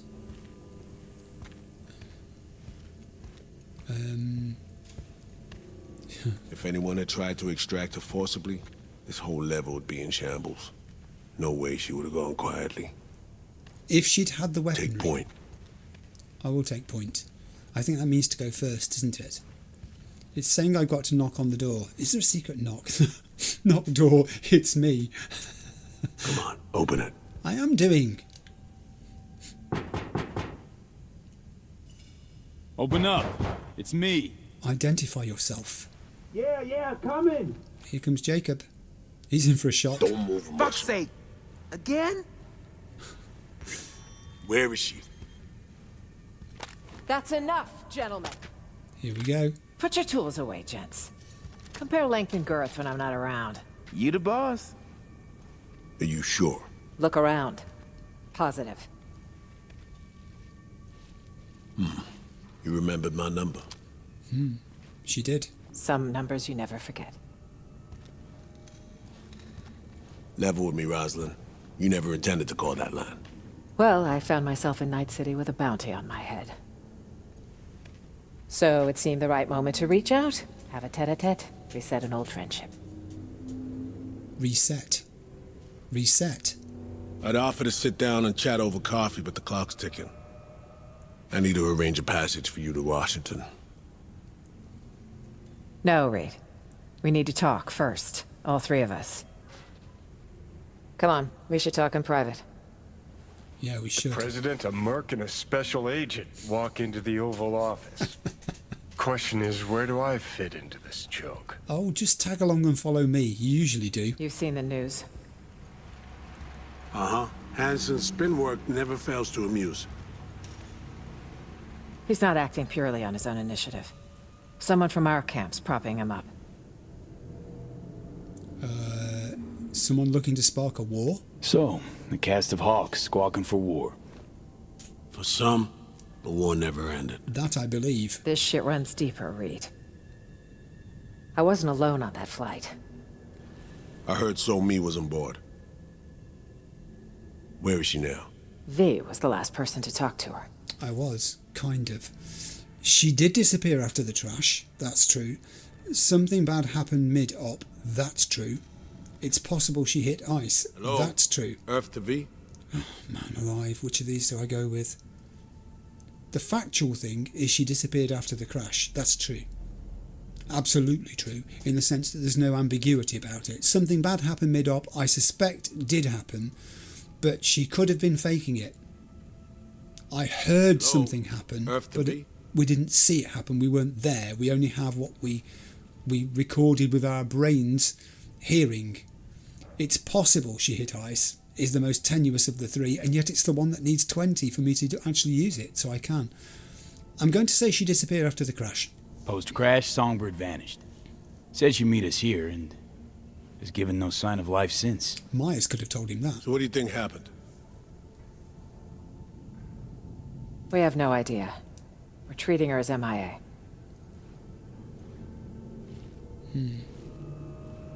Reed, I needn't remind you what this means for the NUS's national security. Besides, she's your prodigy, Saul. You taught her all your tricks. Hell, even recruited her. She and V have a unique bond. It's a lead. Our only one for now. You two have to find her. Together. I already died for the cause once. Not enough? I'm going to ask what he means by that, because I don't want to leave these two alone to talk things over together without him explaining what it is, why he's reluctant, what is his reticence based in, why did he disappear, why has he stayed off the radar, why has the president waited until now to call this person who she knows is so capable. whatever it was that caused him to drop out had to be pretty severe, and it sounds like he made the decision. What do you mean already died? Come on, tell. What has Myers told you about me? Nothing. Said you led an intelligence cell here. Went into hibernation at war's end. So she omitted the fact that Arasaka tried to smoke me. And that I ended up in intensive care with 3 bullet holes. That 6 months had passed before I could take a shit on my own. Huh. Might have slipped her mind. Convenient. Well, now you know. That is very interesting, that she didn't tell us this. Both of these things are true. Myers got a debt to pay Rosalind, that's true. And Reed, Songbird needs your help. I am going to go with Reed. This is the guy who can make things happen in this situation, not Myers. She's pretty much out of the picture. She can't even show her face at the moment. Look, every moment we spend pouting here, our chances of finding Somi alive drop. Hard. Barely know you, but you don't seem like a chum who'd leave their agent out to dry. She won't survive without backup. Don't know me well, but well enough, I guess. I wouldn't.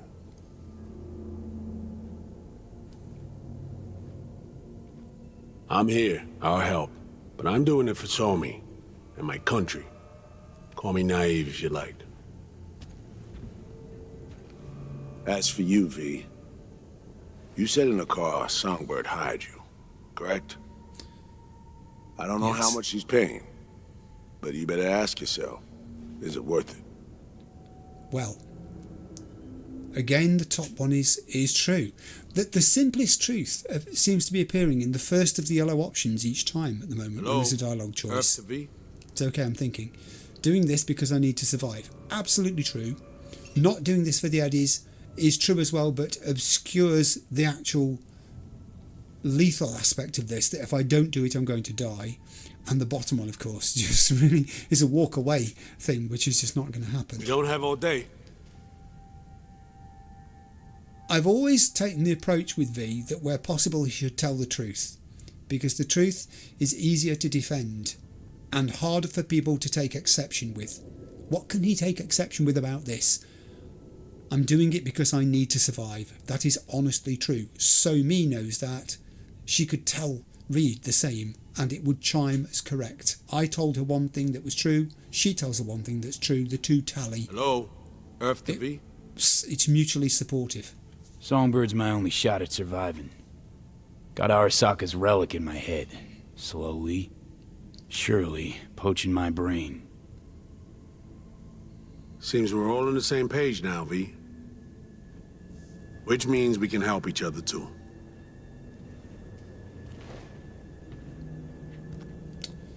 He still wants to talk to me, I think, or something. Oh. Shake his hand. I think so, too. Or we'll see about that. Where did Rosalind disappear to? We don't have all day. Oh, I need to think about this one. I mean, what do I do here? Do I shake the guy's hand? I don't think it makes any difference, does it? In terms of outcomes in the game, can this be such a significant thing, shaking his hand? Earth to V? Or if I say we'll see about that, that's me sounding outright as if I still haven't made my mind up, but I don't need to tell him that. I haven't made my mind up, but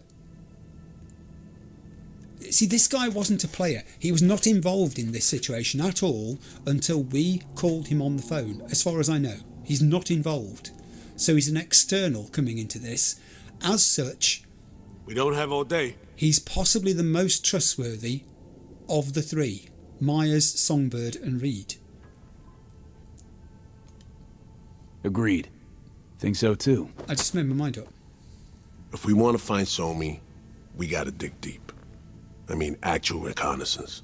No stone unturned. We need contacts, informers not afraid to sing, who might see something in it for themselves. You'll need to earn their trust. Wow.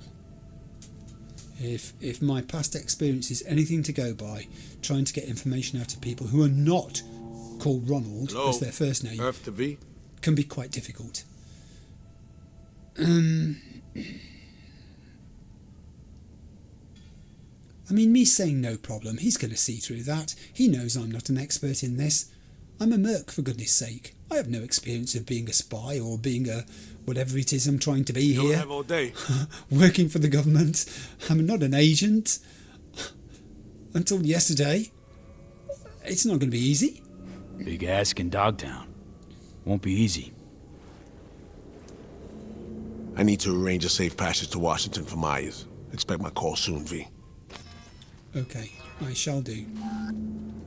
A new Thanks. hideout unlocked. For everything. Okay. Now I can talk to Myers. Are you staying? I thought you were leaving. I can say to her, stay safe. I can say, buy me a nice dinner sometime. Why would I say that to the president of the NUSA? There's nothing... We're not trying to establish any sort of relationship like that, but I could say that just to be contrary, I guess. She's contrary with me at times, so maybe I can be the same back. Buy me a nice dinner sometime. You do this often? Invite presidents out on dates? Often enough. Who said it was a date? Okay. Dinner it'll be. Just gotta survive till then. All right, I need to make some calls. Okay. Are you leaving to do that? Oh no, you're doing it now. Of course you are. You don't need a phone. You've got a phone. I spotted a readable on her It's desk. me. I need a cab. 2 people. Long ride. No papers. Not this time. Yeah, Dogtown. Waterfront. Usual spot. Thanks. Done. We should leave. Okay, you... Best if we weren't together. V, you'll go 5 minutes after we do. Alrighty then. Good luck, V. Hey, hang on. There's a readable on your desk. There's a readable on your desk. I've got 5 minutes. Wait until Myers and Reed leave. I shall. Meanwhile, I'll read a readable that I found on her desk. Myers' notes. What's happening out there?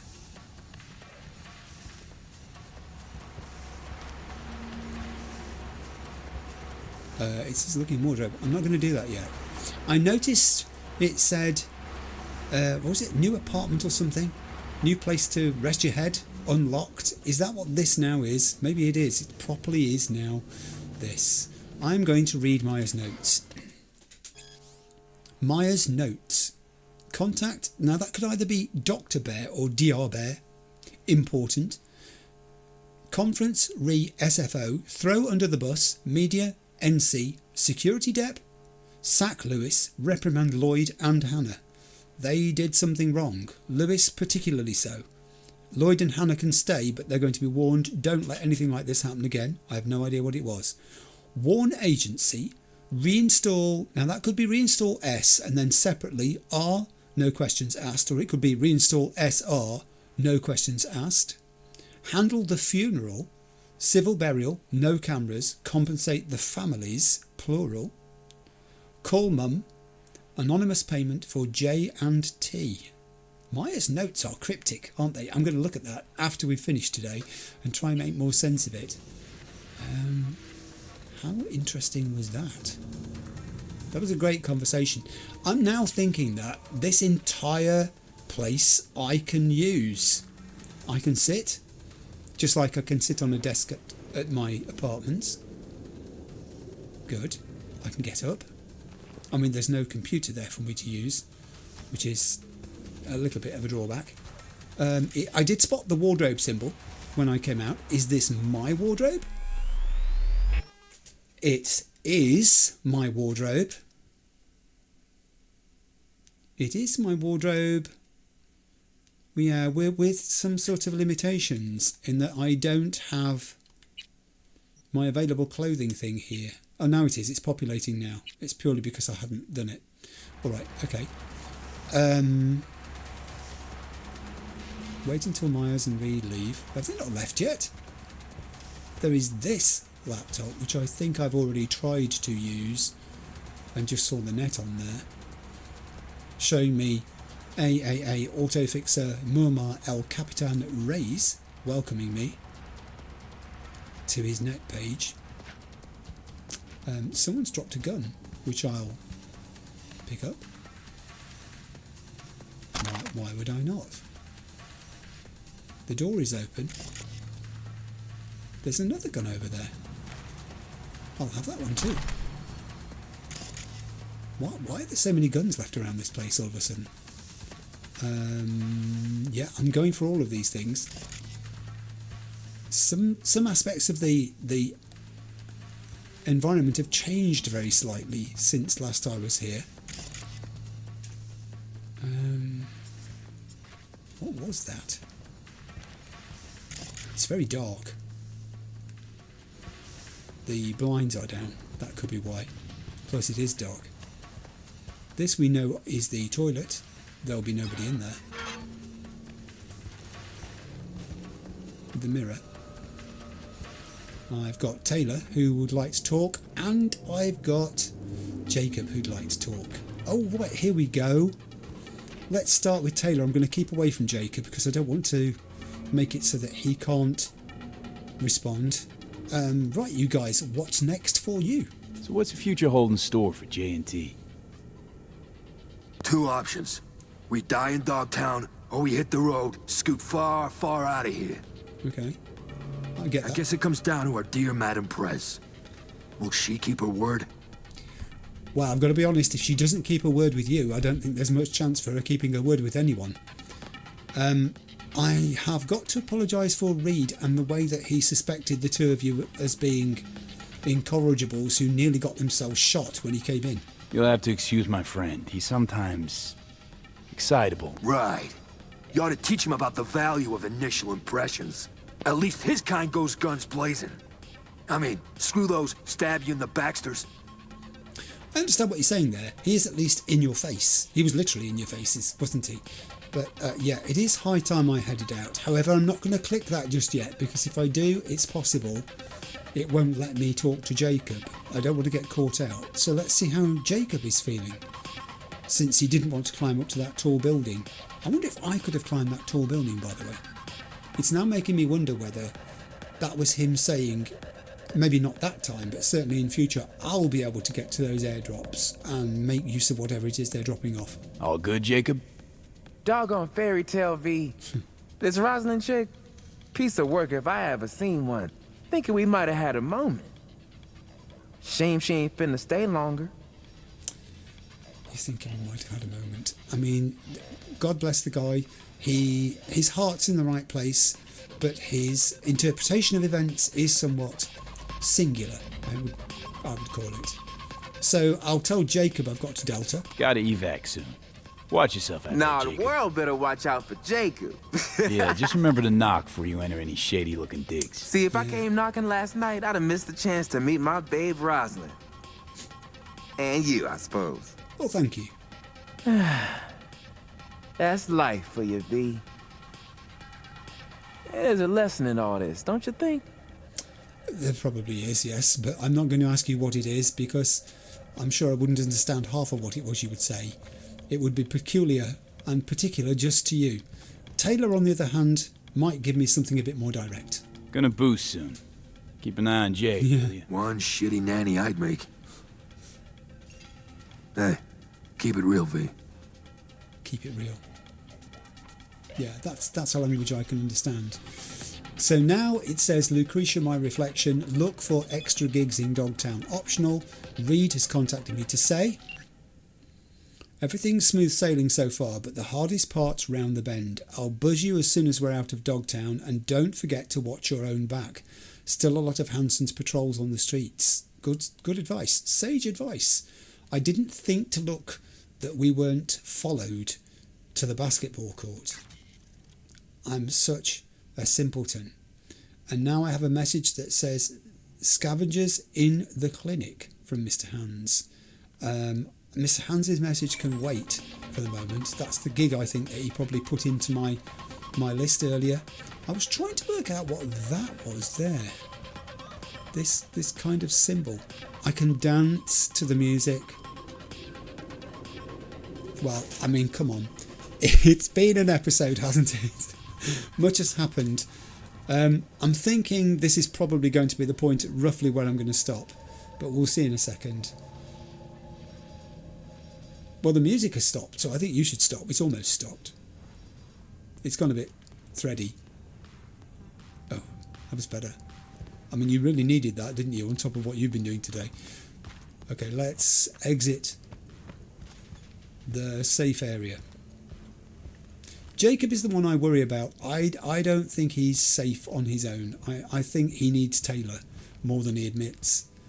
I know it was him that contacted Taylor about the drop, but I'm pretty sure if you had to guess which of them would die first through some misadventure, you would put your money, would you not, on Jacob? I didn't miss there that there are actually 2 destinations on the elevator. I think it said ground as well as 01. 01, I'm guessing, is the floor that I think it is. This is where I came in.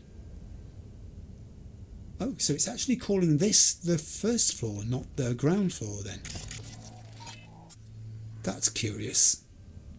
Ooh, what's that over there? I think I might have looked at these containers and dismissed them before because I thought they were just clothing. That's not clothing. Maybe it's changed its component content since... Or maybe I didn't actually look closely enough to see what was in it. I'll have those. The thing about saving up components is when you actually start to spend them, even if you've saved up quite a lot, you immediately start thinking, you're going to run out. I'm going to run out of components. I've started spending my components. I'm not going to have enough. Something's going to happen one day and I'm desperately going to need them and I'm not going to have any components. That's the way my mind works. So I'm now very, very keen to actually replen all of the components that I have used. Medical supplies. Don't even ask, just pick them up. Pick them up. I doubt there's anything behind there, but curiosity will not allow me to leave it uninspected. Do you know what I'm going to do here? I'm going to go back into the lift because it's also pinging my curiosity to know what's on the ground floor. If this is floor 1, effectively, 01 Street. Ooh, I might not have wanted to come down here. It's got a fast travel point. It's also quite murky. It's also got... Who are you? A Barghast sniper. I don't know why I've tagged him. I don't intend to take him on for any reason. Is that another one over there? It's a very long way away. Barghast sergeant. Hello. Hello, peeping noise. Who would have thought, in this dark, dingy and unremarkable corner, where some of the poorest and, let's face it, least well of the inhabitants of Dogtown congregate in what they call safety, there would be a data terminal that was operational. And I could download stuff from it and get myself another relic point. That's a good acquisition, 2 relic points in the space of that amount of time. Are you guys okay? It just worries me. Hey there! Hey there yourself. Sharing a cigarette. Hola, beautiful. I have never seen them share a cigarette before in the entire game. This girl looks unwell, Oh, what a nice day. she said, hacking a cough into her hand. That's what you were doing, I'm just saying. It's probably living out here on the streets that's causing it. Handsome. Thank you, that's very kind of you. This person looks like they're seeing things Hola. which are not necessarily there. So that's hallucinations of some sort, as is this. The thing is, if these people are so desperately poor, you would wonder whether they were able to buy drugs You know, whether the economy of Dogtown is such that it is a drug problem that's happened because they've been able to obtain them, or whether it's the result of something else. Even in the game, I find it disturbing. I do.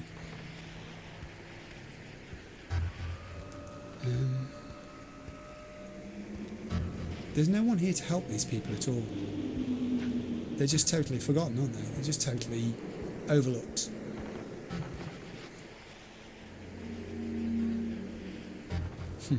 I mean, there's a postcard, isn't it? There's a summary. If someone said to you, what's it like in Dogtown? I would send them that. I would say, this is Dogtown. And this is Dogtown. I'd send them this as well. A picture of these guys. I have no idea what they're up to. And I'm not going to Wandering That Way to find, because that's where I'm going to stop for this episode. I'm going to save the game right here. I'll be back in a moment. So I managed to include in that episode both of the elements that I planned to right at the beginning, and I count that as a success. A strong and continuing return to the Phantom Liberty questline itself, which has now developed to the stage where I've got a third major character properly involved. And I found a way of doing some practice at battling with, coping with, and getting to understand how they think and work Barghast troops. Actually, that one was more involved than I initially thought it was going to be. I thought I was going to do 2 or 3 smaller skirmishes and have to sort of fit them in here and there. And instead of that, it was one larger encounter, which gave me terrific experience at different levels of Barghast soldiery and equipment and capability and weapons handling. And also I got to practice with both of the weapons that I swapped in today. I thought I was going to use the Yinglong. I did not think I was going to get to use the gun, the handgun as well. So that was a real bonus. But the thing about the major part of that is those 3 characters. Most of the time now in my head, I get these ideas surfacing about one or the other of them, and I'm looking for evidential proof. I'm looking for something I can verify, and I'm not in a situation where I've got access to that. I have no facts, I have no information. There is no way of checking what they're telling me against verifiable truth. And that's a huge problem, because one of them could be telling the truth and the other 2 could be lying. All 3 of them could be telling me lies and deceptions for their own reasons. The one I'm most sure of, as I said, is Reed, because he's coming at this from the outside, but that only qualifies him in the sense that he's not involved in the present situation of what's happened to Myers and Songbird, as far as I know. It could easily be that he is involved in some way, and Myers bringing him into it could either be part of that, deliberate, or completely accidental on her part, that she doesn't realise he's involved in some way. He has been out of the system for 7 years. That's a long time for her to be unaware, if she is, of what he's been up to completely for that period of time. Obviously, there is masses of stuff here I've got to think about before episode 52. The minute I finish talking to you, and I've cleared away because that has to happen first, my iPad is waiting and ready for me to start just not jotting these things down, making notes, not trying to organise them at this stage. It's just a sort of random list of things, and then during the course of the week, what tends to happen is I go back to my various pads which are around the house. There's one by my bed, there's one here, there's my iPad there. I have another tablet downstairs which I can use to continue this, and these 2 tablets talk to each other.